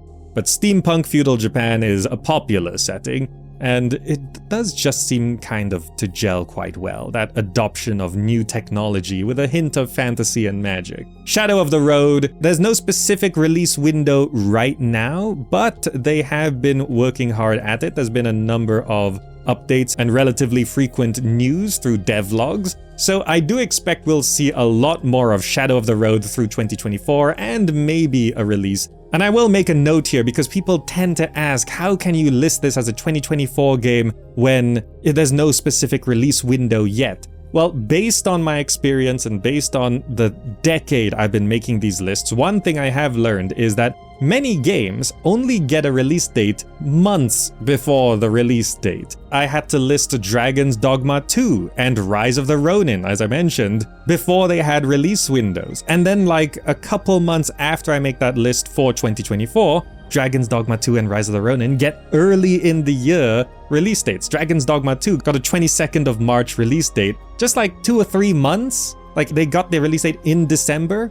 So when I'm making an upcoming games list, I always have to predict whether a game is likely to get a release date in the year or not, and that's always a challenge. But that's why, even though Shadow of the Road does not have a specific release window right now, I'm mentioning it for a 2024 list. Okay, we've had a slow, purposeful section, so let's pick things up again into Diablo-like ARPGs. Now, I want to clarify here that ARPGs and action RPGs, as far as I can tell, are now two separate genres. The Witcher is an action RPG, Diablo is an ARPG. Now, of course, I know many of you would not agree with me on this, but this is basically the best I can come up with right now. So these are Diablo-like hack and slash ARPGs. And we've got a good selection, beginning with No Rest for the Wicked. This one is from the developers of Ori and the Blind Forest, and it's looking like a visceral precision action RPG. Now they're saying they want to reinvent the genre, but I'm always skeptical when they've got promises that big. However, looking at the footage, ooh, it looks good, and also, there's no secret to what this is. It entered early access in April 2024, with tens of thousands of user reviews floating just under 80% positive. So maybe their promise to reinvent the genre is living up. Now it's going through early access. There is an early access roadmap, but they're going through a number of updates first, and of course, once they're saying things like that, the roadmap could always be going on forever or whatever. But this game is already a success. The precision-based combat is fast-paced and it looks good. There's a mature, dark narrative and harsh stories. The whole world is handcrafted, and I have to say, like, just visually, the world and environments look pretty amazing, honestly speaking. It looks really good. And there is online multiplayer as well. You can share your world and progress with up to 3 friends, and you can go through the campaign together in co-op mode. Every quest, boss, and square foot of the world can be shared with friends. Or you can, of course, just do it solo, which is more my style. I like to go single player in most games. But yeah, this is No Rest for the Wicked. It's already a success. If you haven't heard of it, you can just check it out. But there are a lot of options in this subgenre. For example, an upcoming one called Jotun Slayer, Hordes of Hel. This is a rogue-like horde survivor kind of game set in a dark Viking underworld with waves of enemies, and you'll be earning divine blessings of ancient Norse gods. as you explore these hostile realms, summon powerful bosses, and you prove your worth in these battles, becoming a godlike warrior. So although this one is maybe a bit more of a swarm survival kind of game, it's got this top-down isometric camera, fighting tons and tons of enemies in fast-paced real-time action combat. It's kind of like a Diablo-like ARPG, isn't it? So this is pretty much self-explanatory. I mean, you can see the hordes of enemies you'll be dealing with, and maybe if you're looking less on the RPG side and more on the hack and slash side, then this is the one that you're gonna want to go for. So Jotun Slayer Hordes of Hel is set for a 2024 release. Nothing specific quite yet, but we should be seeing this dive into the underworld of Norse mythology sometime later this year. Okay, then I have to mention this next one because people keep asking about it, Titan Quest II. Now, this is a highly anticipated sequel of an ARPG, but I really don't think it's going to be releasing in 2024. They only just announced it recently, and they haven't really shown any proper gameplay. We've got some nice screenshots and a cinematic trailer, but really we haven't seen or heard all that much. And the track record of these developers is that it can take 2, sometimes 3 years from the announcement to actual release. So I'm not counting on Titan Quest II being a 2024 game, which is why I haven't listed it before in my 2024 lists, but people keep saying I should include it, people keep asking for it, so I'm just putting a note here. Titan Quest II, it is in development, but I don't think we're seeing it this year. 2025 maybe, but maybe even 2026 for this one. Then for a more indie looking one that's been in early access, the Slawmancer. You'll be fighting hordes of enemies led by the Slawmancer, who is an evil warlock from the past. This is supposed to be an absurd yet epic ARPG with lots of shiny loot, tons of collectibles, and what's promising to be countless hours of content in frenetic gameplay in a pixel art aesthetic. So I do know pixel art is not what everyone is into, but we've got a lot of good looking 3D games. Here's a nice looking pixel art one. Having said that, it has been in early access since 2021, and I'm generally not listing games beyond 3, maybe 4 years of early access, so this is pushing it, and the approximate release window initially was to be 2 years in early access. So we're past that at that point. And they have acknowledged that it is past their initial release window. So I'm gonna give them 2024 as a last mention here for an ARPG, because the overall reviews are 80% positive as well. So generally people have enjoyed the Slawmancer. It's just taking longer than expected to actually finish. So you could jump into it now and you can see the roadmap they have. It's just I'm not entirely confident that they will be releasing in 2024 either, but it is in early access and playable. But generally beyond this point, I'm just going to consider it released as is for the Slawmancer. Entering the Dungeon, Heroes of the Ashen Watch. This is a challenging co-op action RPG where up to 5 players team up to defeat the hordes of evil. The key thing here is dynamic cooperative play, where you engage in thrilling cooperative action, and it's promising no grind all thrill, which is a very big promise, especially in these kinds of games. So we'll see if they can deliver on that. There's supposed to be a handcrafted narrative world, unique heroes. It is of course top-down isometric camera, epic battles aplenty, high replayability, holy relics and perks as you progress through the world, and you can explore unique realms, traversing a multitude of distinct locations. So this one seems to have all the trappings of a Diablo-like ARPG, and it's pretty good looking, generally speaking, so there seems to be a lot of promise here. Having said that, right now release is just set for coming soon, and it is supposed to be releasing into early access first, with up to 1 year in early access. So we're probably looking at likely a 2024 early access release, and then 2025 for a full release for Heroes of the Ashen Watch. And then for just one pixel art ARPG, Drova Forsaken Kin. Now I know pixel art is probably not your favorite art style for these kind of games, but this one looks pretty good. It's an action RPG that marries the dark, grim tones of this genre with the mysticism of Celtic mythology. You encounter a society where ancient restless spirits and divided factions battle for dominance. You uncover forgotten abilities and unravel the secrets of a past shrouded in mystery. Personally, I love pixel art, and the way they've executed it here is very nice. Though I know it's not everyone's favorite art style, it is one of mine. In this game, you'll be choosing to join one of two factions, so you gotta pick a side, and you master the flow of battle. You fulfill tasks, trade, gather, and craft equipment, starting with pretty much nothing, but as you study your environment and use surrounding clues to reveal mysteries, you grow stronger. There's free navigation in a dynamic handcrafted world. The combat is flow-based, with combos and various weapons to use. There's a tailored story with choices and dialogue, and generally it's not really like much else on this list.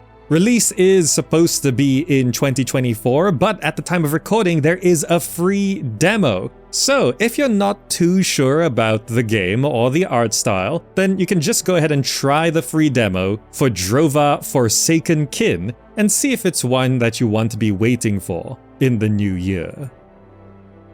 And then for an indie one, Apoth. This is a real-time dungeon crawler with rogue-lite elements. You venture to the town of Apoth, where many adventures await you. You delve through randomly generated dungeons, sewers, caves, crypts, and temples. It has to be said right at the start that this one does look a little bit indie, and the visuals do, at the moment, feel rather dated. But that doesn't mean that it's gonna be a lackluster game. So the dungeons you delve into are supposed to be randomized, there's hundreds of different monsters to defeat, thousands of different items to loot, there's punishing traps, crafting of potions, armor, weapons, and jewelry, and a classless system with hundreds of different skills to use. Good news is there is a free demo for this one as well. So I know a short look like this with the trailer footage can leave you a little bit skeptical, but that's what the free demo is for. If you are at all intrigued with Apoth, then you can just try the free demo, and you can see for yourself whether it's delivering on its own promises. Last Epoch. You uncover the past, reforge the future, and ascend into one of 15 mastery classes, and explore dangerous dungeons, hunt epic loot, craft legendary weapons, and wield the power of over 100 transformative skill trees. So this one, I have to mention that it's been in early access for a long time, and I don't typically mention early access games that have been in early access for so long. For reference, it's been in early access since 2019. But it is saying that it's going to be a full release on February 21st, 2024. So although this has been in early access for basically 5 years, half a decade, it is going into full release early 2024. And it is a very popular game with over 20,000 user reviews on Steam at 84% positive. So I think a lot of you are going to be interested in this one, and maybe quite a few of you have tried this game in early access in the past at some point, and you've been waiting for full release. Well, full release is upon us for Last Epoch, but I'm not going to get too much into this one because generally we know what this is at this point. I just thought I'd let you know that it is releasing for reals. For a much more indie-looking ARPG, Arcane Revolt. Lead a revolution as a powerful mage against tyrants in a fantasy medieval world. You customize spells and make decisions that will benefit your cause in battle, improve your spells, start a rebellion, and you need to bring down the Order. This is all about being a powerful mage rising up against tyrants, and there's different magic trees where you can customize your spells according to your preferred playstyle. You can improve your spells to gain an advantage over enemies. There's a lot of freedom of choice with dialogue and story decisions, and you can control your character's thoughts and actions for unique consequences. And you are the leader of a revolution, freeing your people from being slaves and suffering cruel exploitation, as you show the Wizard Guild the way to free your people and break the chains. So story-wise, this seems a lot more RPG than many other Diablo-like hack-and-slash action RPGs, but it is still pretty much a action hack-and-slash game with plenty of combat. The release is set for some time in 2024, but it is an indie development, so sometimes these things take longer than expected. But for now, Arcane Revolt is set for 2024, and you can keep an eye on it if it's caught your eye. And of course, the one that you've all been waiting for me to mention, Path of Exile 2.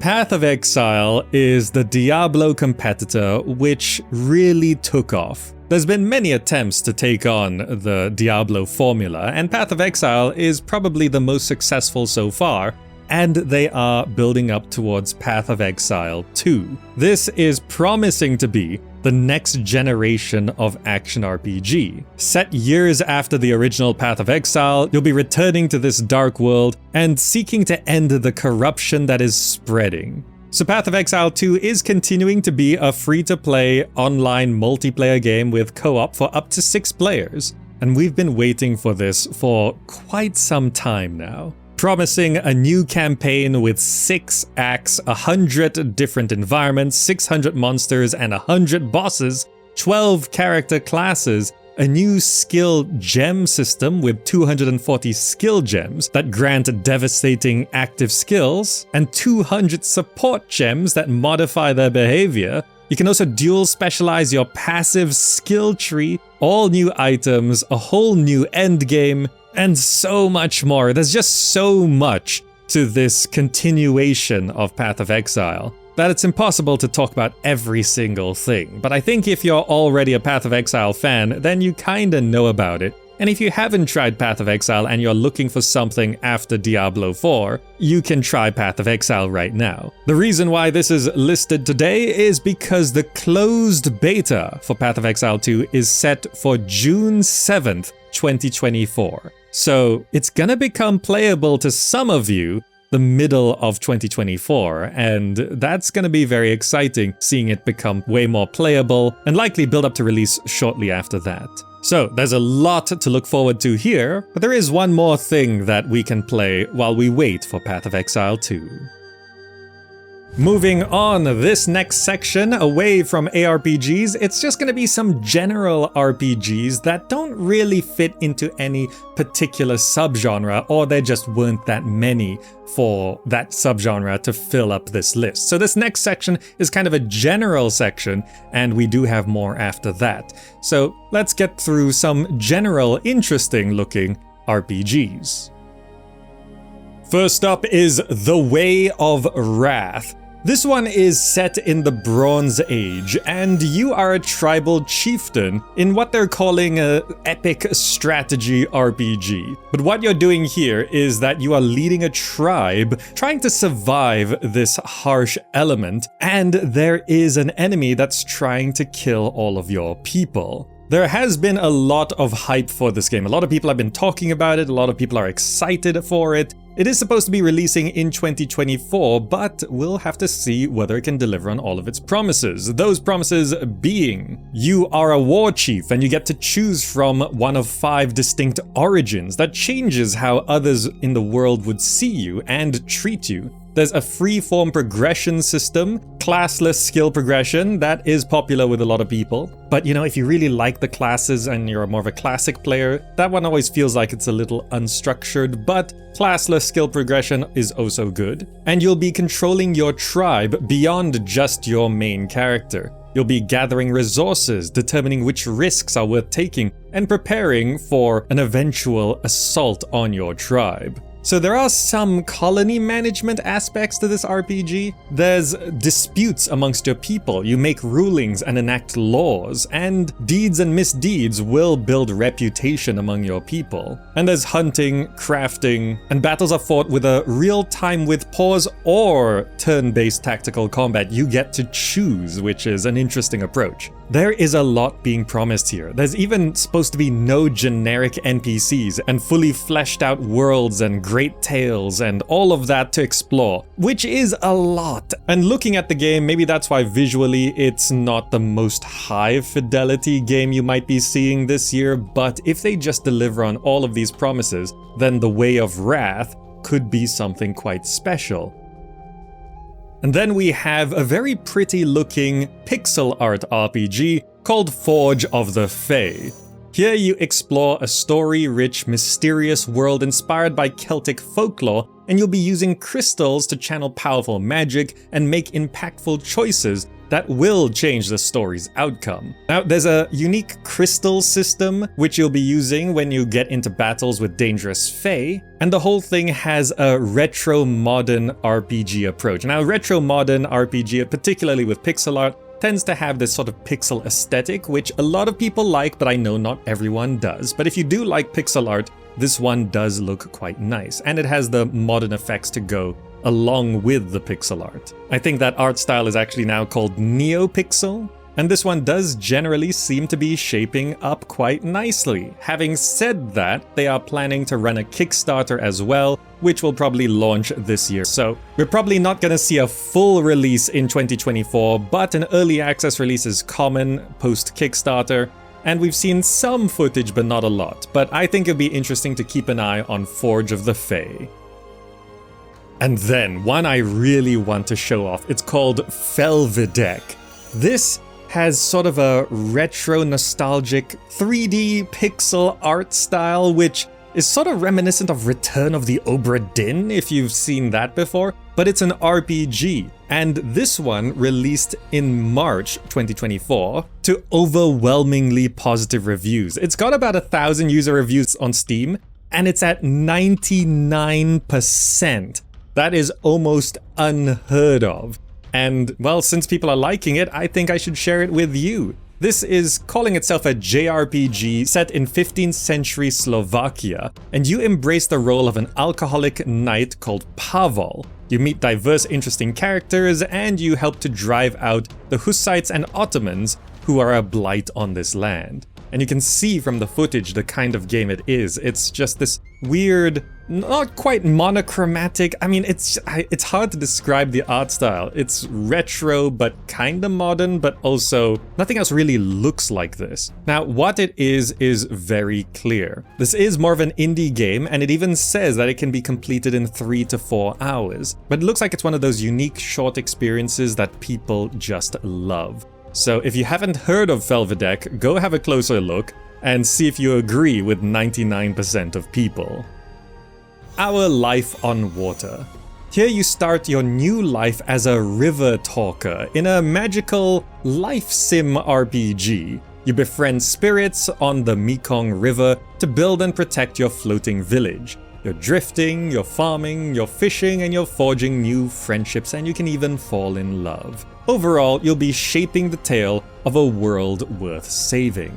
Now, this one does blend RPG and life sim elements, and it's a little hard to tell which one it should be classified as, because it's kind of both. But I've already covered a lot of life sims in other lists, so I'm just gonna mention this one here. It looks like a chill, nice, relaxing time, and it might be something you want to get into. A bright, colorful world living on a river? Yeah, it sounds nice. Now, there's no specific release date yet, but it is said to be coming in 2024, so Our Life on Water will be floating on by relatively soon, and it might be your thing, but otherwise, we've got some other very different games on this list. Now, with retro and modern combining, Wizardry, Proving Grounds of the Mad Overlord.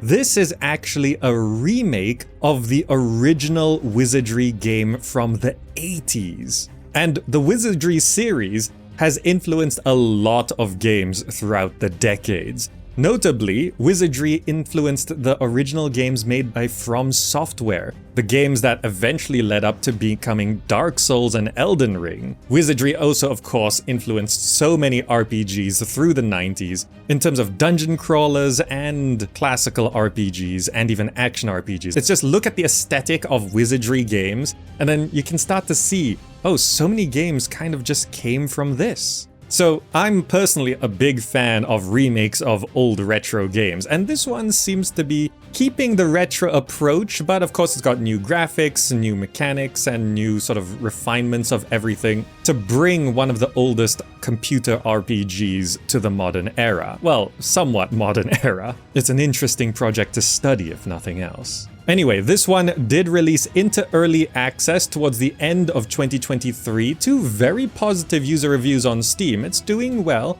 and it's planning to leave early access and have a full release before the end of 2024. So it's looking for a full release this year, and you can jump in now for your old school dungeon crawling, accurate, complex RPG, but it's supposed to be the challenge without the hassle and over tediousness of retro RPGs, which is sort of the point of this. Otherwise, you can go back and play the original Wizardry games from the 80s. I think it's just really interesting that one of the oldest computer RPGs is getting a remake this year.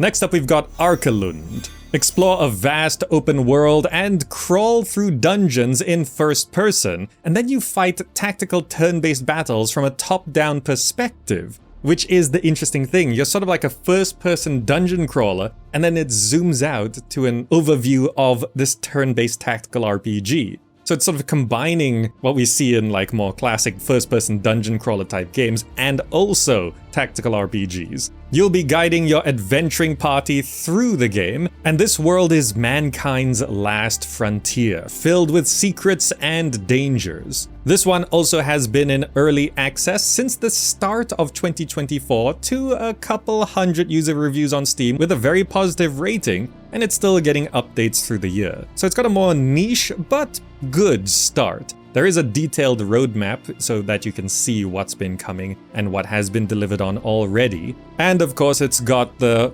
expected elements of an RPG, deep and engaging character progression, turn-based battles with a focus on strategy, and an expansive handcrafted world. Now, having said that, the full release is quite a ways off. On the detailed roadmap, it is actually estimated Q2 for 2026 for the full release of the game, so it's planning over 2 years in early access, but it is playable now, so I thought I should mention Arkalund.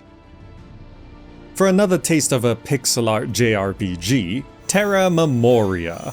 There's a shortage of magic crystals. It's a JRPG, of course there's magic crystals. And there's a sudden awakening of ancient robots that leads 6 new friends on an incredible investigation across Terra. This is meant to be a cozy but fantastic world that also combines 3D and pixel art for that neo-pixel approach. In JRPG fashion, you are going on a road trip and you set up camps and gather people to join you, and there's a handyman and a blacksmith, and it's a cute little RPG with crafting, building, and some base management, and just a world to uncover and piece together and explore. It's just one of those nice road trip JRPGs, which is kind of a thing by itself, isn't it? Anyway, this one did release in March 2024 to few but very positive user reviews. And what's even better, if you're curious but not sure if you want to jump in right now, at the time of recording, there is a free demo on Steam, so you can just try Terra Memoria and see if it's the kind of game that you want to be jumping into. Alright, now we have something that's kind of very different. It doesn't really fit into my other RPG lists. It's a text-based RPG, something we don't really get all that much nowadays. Sacred Fire, a role-playing game. So a text-based RPG is really reliant on the story and the choices, and it's sort of just a step away from a visual novel, but it's more RPG, right? But this one does have graphics, it's not that text-based retro. This one is full of choices and action. You'll be fighting for survival in the midst of a Roman invasion of ancient Caledonia. You strategize one dice roll at a time, and your emotions affect your performance. You can use willpower to outsmart opponents, gain allies, wage war, or strive for peace. It's up to you to determine how your story goes. So I've been watching Sacred Fire for a couple years now. It actually entered early access towards the end of 2021. So it's been a while, and it's gotten a few hundred user reviews, but I have to say, at 95% positive. So the reason why I'm talking about it again is that it is supposed to fully release summer 2024. So this should be releasing relatively soon. And with a 95% positive user rating, I mean, it should be something that people who enjoy text-based RPGs should enjoy this one.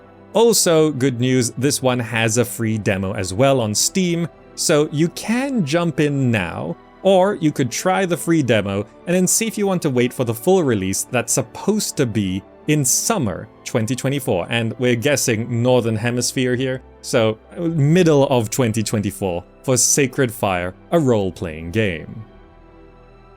For one more taste of a neo-pixel JRPG, Sacrifier.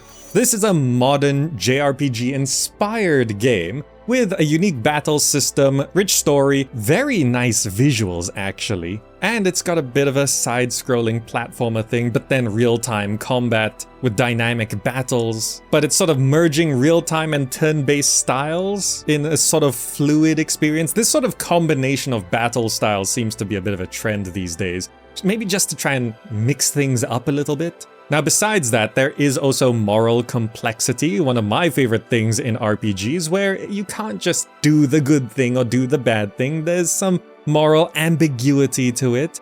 And the whole thing is a tale of two worlds. You're traveling between a sprawling subterranean city called Antioch and an idyllic spirit paradise called Erebus. Through the two worlds, it's sort of including elements of fantasy and science fiction, along with all of the more elaborate gameplay systems, combat disciplines, crafting of weapons, solving puzzles, imaginative dungeons. And they do keep pushing music and voice acting as a particular selling point, so you can have a listen to those if you like. So overall, this one looks really nice, and it is promising a lot. There's no particular fixed release window right now, but Sacrifier should be one to watch through 2024, and we can see how it goes along. It does get regular devlogs, so you can keep up with development and see when they plan to release it. Alright, then we have this next subgenre of RPGs, the first-person RPGs. And of course, first-person RPGs sometimes have third-person modes and stuff like that, but primarily they're designed as first-person RPGs, and this is where there are often some heavy hitters. So of course I have to mention the big recent announcement, Kingdom Come Deliverance 2. Kingdom Come Deliverance is a medieval first-person RPG that has blown up, for the first game I mean, in like many ways. People love Kingdom Come Deliverance. It's probably one of the biggest RPGs to release in recent years. And Kingdom Come Deliverance 2 was sort of known to be on the way, but of course they're gonna make a sequel sort of vibe. But then they just announced it and said, yeah, it's releasing later this year. So it's a surprise announcement, Kingdom Come Deliverance 2 releasing in 2024. So here it is. It is set in 15th century Bohemia. You are Henry in this game, and it's gonna be a tale of love and revenge, and it's supposed to be a true RPG experience with customizations and choices having consequences, and activities like blacksmithing and archery. And the whole thing about the Kingdom Come game is that there's this authentic first-person medieval combat where you're actually like swinging your swords and blocking hits, and it's all sort of very realistic and engaging and immersive kind of first-person medieval combat. And we've not had the best experience with sequels to big games recently. So there's a lot riding on this. There's a lot of pressure on Kingdom Come Deliverance 2 being good. Like, they really have to deliver this because people are getting a bit jaded with sequels right now. So hopefully Kingdom Come Deliverance 2 will deliver, and it will be later on in 2024 if it's not delayed. For a very different vibe for an RPG, Neo Berlin 2087. This one is a cyberpunk dystopian kind of future, and it is third or first person with kind of an action RPG thing going on as well. It's a deep detective thriller that takes place in a dark future vision of Berlin, and you'll be solving far-reaching conspiracies that's about justice, friendship, love, guilt, sacrifice, and betrayal. It does sound very interesting, and this does seem like it's taking a lot of inspirations from Cyberpunk 2077, and maybe that's kind of what they're going for here. But it is a sort of different vibe. It seems darker, more dystopian somehow. So I know this is the first-person RPG section, but it's just sort of like the easiest way I could actually categorize these. But there is a big promise of this being a blend of first and third person, and you can customize your character's abilities, weapons, and do whatever playstyle you like. You can go in guns blazing, or go the stealthy role-playing route kind of stuff and try and sneak your way in and be more conversational. But you could just test your reflexes in fast-paced, exciting combat sequences, if that's more your vibe. Anyway, this one does seem very cool. Neo Berlin 2087, it is supposed to be releasing in 2024. No specific date yet, but this is one that I would keep an eye on, especially if you're into cyberpunk and just looking for a slightly bit of a sidestep from 2077. For a more retro approach to a first-person RPG, Dread Delusion. Now, it has to be said that I'm not listing the Wayward Realms in this list because it's most likely not going to become playable in 2024. It's looking like a 2025, at least demo playtest kind of range based on their current Kickstarter, but the hype for a new Elder Scrolls game, whether it's based on Daggerfall and Arena or Skyrim and beyond, that has sort of sparked a lot of these sorts of fantasy kind of games coming up. And Dread Delusion is one of them that does sort of give that more retro Morrowind / Daggerfall vibe. This is an open world RPG, brimming with strange places and dark perils. You'll be carving your own path through flying continents on a shattered land. There's curious towns, occult secrets, and powerful magic. Generally, it has this sort of dark, kind of retro vibe to a fantasy RPG. And if you're kind of that nostalgic kind of RPG gamer, then this one really does feel like late 90s, early 2000s, and I kind of love it. Now, it did release in May 2024, so it's out right now, fully released, and it's got 90% positive user reviews on Steam. So I think when you look at this trailer, you're gonna know whether you like it or not, right? It's gonna deliver on what you think it is. So that's why the high user reviews. Quite often the user reviews aren't so much a reflection on whether a game is good or bad, but mainly it's whether it delivers on its promises or not, whether it delivers on expectations or not. Because a lot of you are gonna see this footage and say, I'm not playing that, that is not for me. So you won't buy it and you won't review it. That's how user reviews work, right? So people who like this kind of game, they're gonna love it. People who hate this kind of game, you're not gonna get it. But that's Dread Delusion, and I think it's worth sharing. Now, in a similar vein, Dungeons of Blood and Dream. I'm continuing this retro vibe here in the first-person RPGs, and here you play a blood wizard on a quest to escape a death loop of psychedelic dungeons. You'll be slaying disgusting creatures, using a large array of bladed weapons and unnerving spells as you harness the power of cursed rings, finding mysterious treasures, and learning the secrets of the universe that you're trapped in. This one feels like a mid-90s kind of approach to a game. It looks so mid-90s. I mean, this is bringing me straight back to 95, 94 maybe. It's that old school first-person kind of thing. This sort of gives more arena vibes, honestly. And That's kind of cool. Now this one did enter early access in May 2024 to about 100 user reviews, but they are 96% positive. So although the sample size is small, the people who are jumping into Dungeons of Blood and Dream are loving it. And I think it's a similar effect with Dread Delusion, where you look at the trailer and you know whether you're gonna love it or not. So if you're watching this footage and you're loving what you're seeing, then you're gonna love this game. But I know, again, many of you are gonna look at this footage and be absolutely repulsed, and you're not gonna get the game, so... Either way, it's still in early access, and it's supposed to be in early access for about 6 months at the most, so it should be fully releasing later on this year.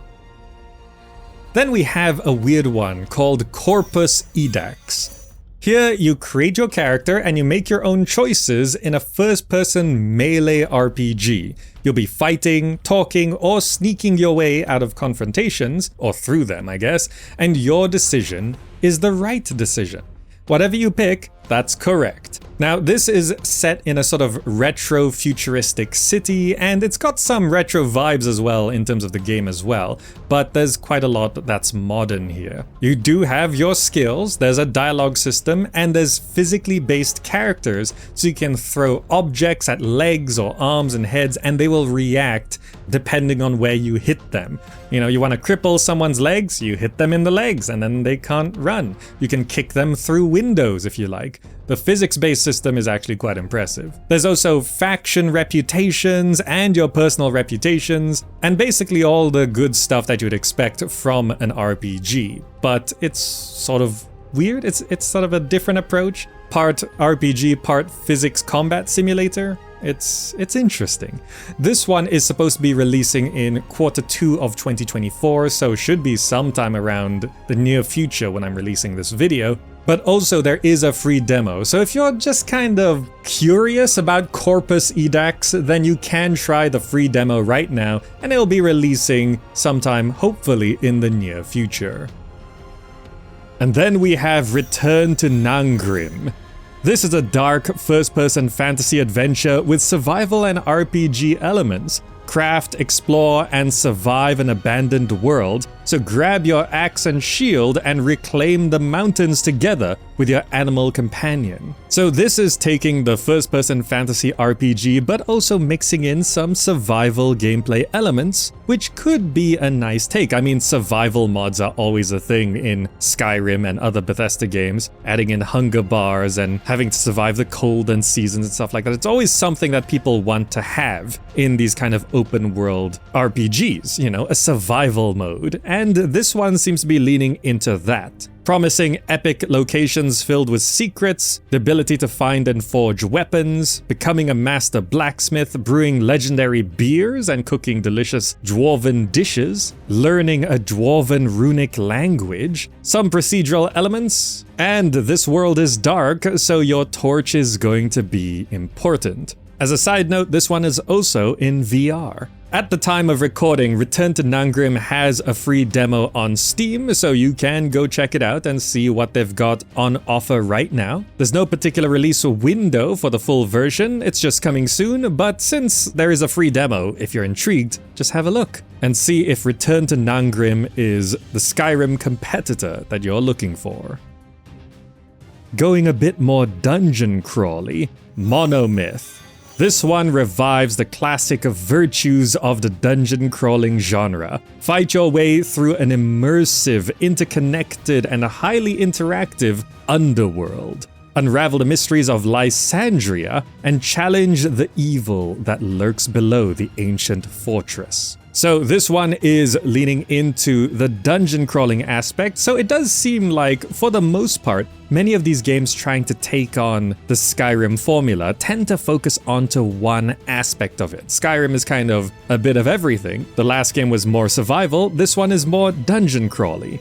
And I think there's a lot of people which are hungry for another dungeon crawler, since The Legend of Grimrock seems like they're not making a third one. The developers said they're not really interested in making a third Legend of Grimrock. So maybe Monomyth is the one for you. promising to be an action-packed first-person RPG in a living, breathing world, free character development, open-ended level design, and a unique setting with monsters and monstrosities. This one does look and sound pretty good so far. Good news is, there is a free demo for Monomyth, so anyone can go have a look, just try it out. The rise of free demos over the past few years is a good thing, so if you're hungering and hankering for a new dungeon crawler, Monomyth could be it for you. Taking a sidestep from fantasy, we've got Repo Man.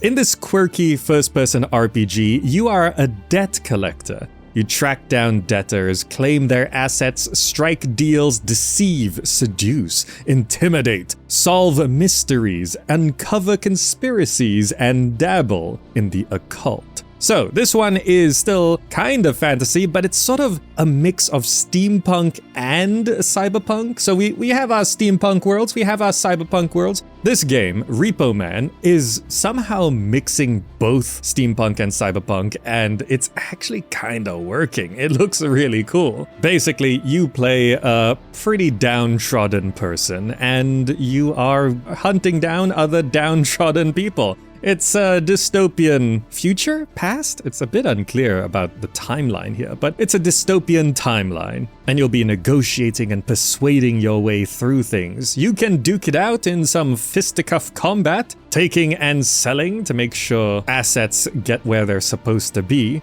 and it's supposed to be a fantastic story with great acting. That's the objective anyway. Considering all the other games on this list, I think Repo Man is sort of a nice little sidestep to things. You know, adding a bit of a different flavor to the genre. At the time of recording, it does say its planned release date is 2023, but we are approaching almost the end of the year now, and it's not set a release date, so this could very well be delayed into 2024, hence me listing it. But, you know, if we're lucky, we might get it a little bit earlier. Who knows? Anyway, I'm definitely going to be keeping an eye on Repo Man.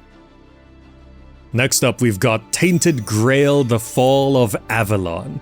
Step into a dark reimagination of Arthurian legends in this first-person open-world RPG. Explore a world stuck in an everlasting autumn, witness falling legends, and make meaningful choices woven into a complex, branching storyline. You'll be creating your unique character, exploring a dark world full of freedom, choosing your playstyle with close combat, bow, magic, stealth, and other fighting styles. This game is completely fully voice acted through all the quests. There's a bunch of challenging dungeons to conquer. There's crafting, cooking, brewing potions, lockpicking, mining, and even fishing. Of course, you can't forget fishing. And you have to discover the mystery behind the death of King Arthur and the current fall of Avalon. Now, Tainted Grail has been going through early access since about the middle of 2023, to very positive reviews, about 80% positive right now.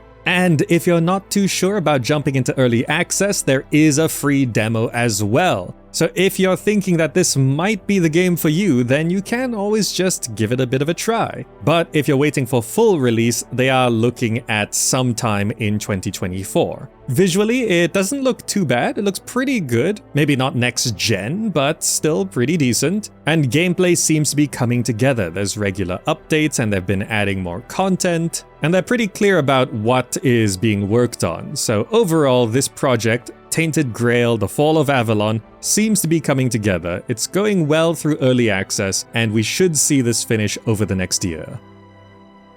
For a low poly game that kind of took people by surprise, The Bloodline. This is a sandbox adventure RPG that lets you play your way. Reforge bonds between kingdoms, explore the wilds, craft and plan adventures, and wield mighty weapons or magic as you prepare for what is to come. A journey is not written in stone, but in blood. So you'll be following quest lines and killing many enemies as you roam the world freely at your own pace, allowing organic opportunities to arise. Now, I mentioned reforming bonds. That would be between kingdoms, which will be constructing your village and preparing the world for the return of the unforgiven. So a kind of apocalyptic event is on the way, and you got to be ready. There are various guilds, you'll be hunting magical creatures in the wilds. There is crafting, cooking, fishing, brewing, and all of that good stuff. And you are supposed to be able to develop your character how you like with over 500 skills to unlock. And druid transformation abilities and necromancer stuff, so there is a lot of gameplay here. The one thing that will sort of give people pause is the low poly graphics, which I know not everyone is a fan of. However, going low poly can allow for certain other things. Now that's the whole point of low poly, that it allows for a much bigger, diverse and detailed world because you're not held back by photorealistic graphics. Does the Bloodline do that? Well, it's in early access right now, and so far it's been getting a very positive response on Steam. But it's still early days. The full release is supposed to be sometime in 2024, and we'll have to see if the Bloodline can really flesh out all of its gameplay to make this something truly special. Sticking with the low poly, Ardenfall. This is a first-person RPG set in a world of intricate politics and ancient cultures.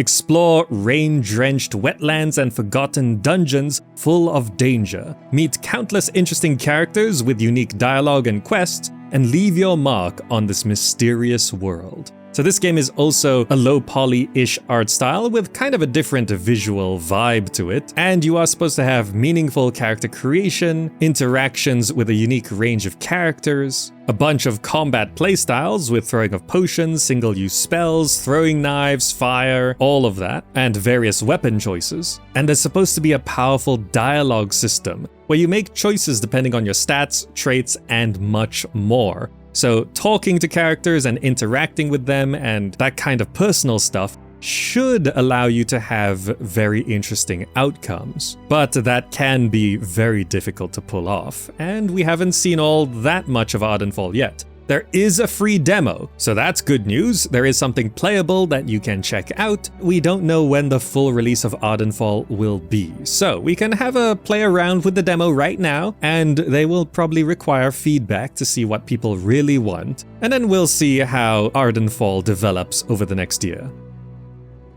For a sequel that's been a long time coming, Vampire the Masquerade Bloodlines 2. Here we have a vampire RPG. Fight your way through a modern-day Seattle on the brink of an open war as an elder vampire. Meet the power players, ally yourself, and decide who will rule and what the city will become. In this game, you are the monster. Blood sustains you and powers your vampiric disciplines. You'll stalk and feed on the city's population by night and use your supernatural powers or raw persuasion on civilians to lure them into deep, dark alleys to sate your hunger. This is a world of darkness, and you live in the dark.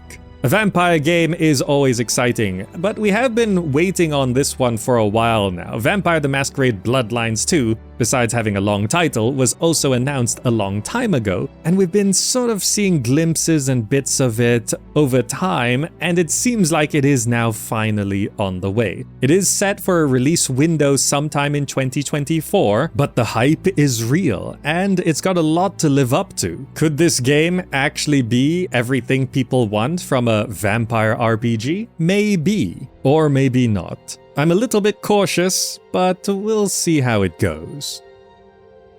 And then the Skyrim competitor from Obsidian Entertainment, Avowed. This is a first-person fantasy RPG from the creators of a long line of RPGs, and when this was first announced, I was like, finally, someone is finally taking on the exact Skyrim formula, but maybe it's going to be better. And I was like, this could be great competition. But then Xbox bought Obsidian, and I'm like, okay. And then Xbox bought Bethesda, and I'm like, oh, okay. So basically Avowed and Skyrim, Avowed and the Elder Scrolls series are now basically cousins under the same company. So are they really competing at this point? Microsoft will probably make sure they don't compete. But we're definitely going to be seeing this one first. It's currently set for a release window in 2024, and this one is set in the world of Eora. Same world as Pillars of Eternity, by the way, which is one of my favorite universes. And generally from what we've seen, this looks really cool. It seems like it's taking on that sort of Skyrim setup, but with a little bit better combat and maybe a cool, interesting story, but we really, honestly, it's hard to judge it at this point. Obsidian Entertainment has been doing pretty good work in recent years, so hopefully Avowed does skyrocket to something amazing. We've gone from a little teaser to a proper gameplay trailer. Well, I say gameplay, I mean it looks kinda like gameplay. There's no user interface or anything, and that's always a sign where I'm like, okay, maybe it's a bit too curated. Hopefully in 2024 or anytime sooner, we will get a proper look at some raw gameplay to see what is actually going to be delivered for Avowed. There you have it. Press the like button and get games using the GOG referral link below to support videos like this one. Thank you to all the patrons and YouTube members who really support this channel and keeping videos like these being made. Join if you want your name on future videos. If you want to stay in the know for another genre, go to the next list video linked on screen, as I'm sure RPG fans like yourself would not want to miss all the adventure and story-based games in the other lists. Thanks for watching, and I'll see you there.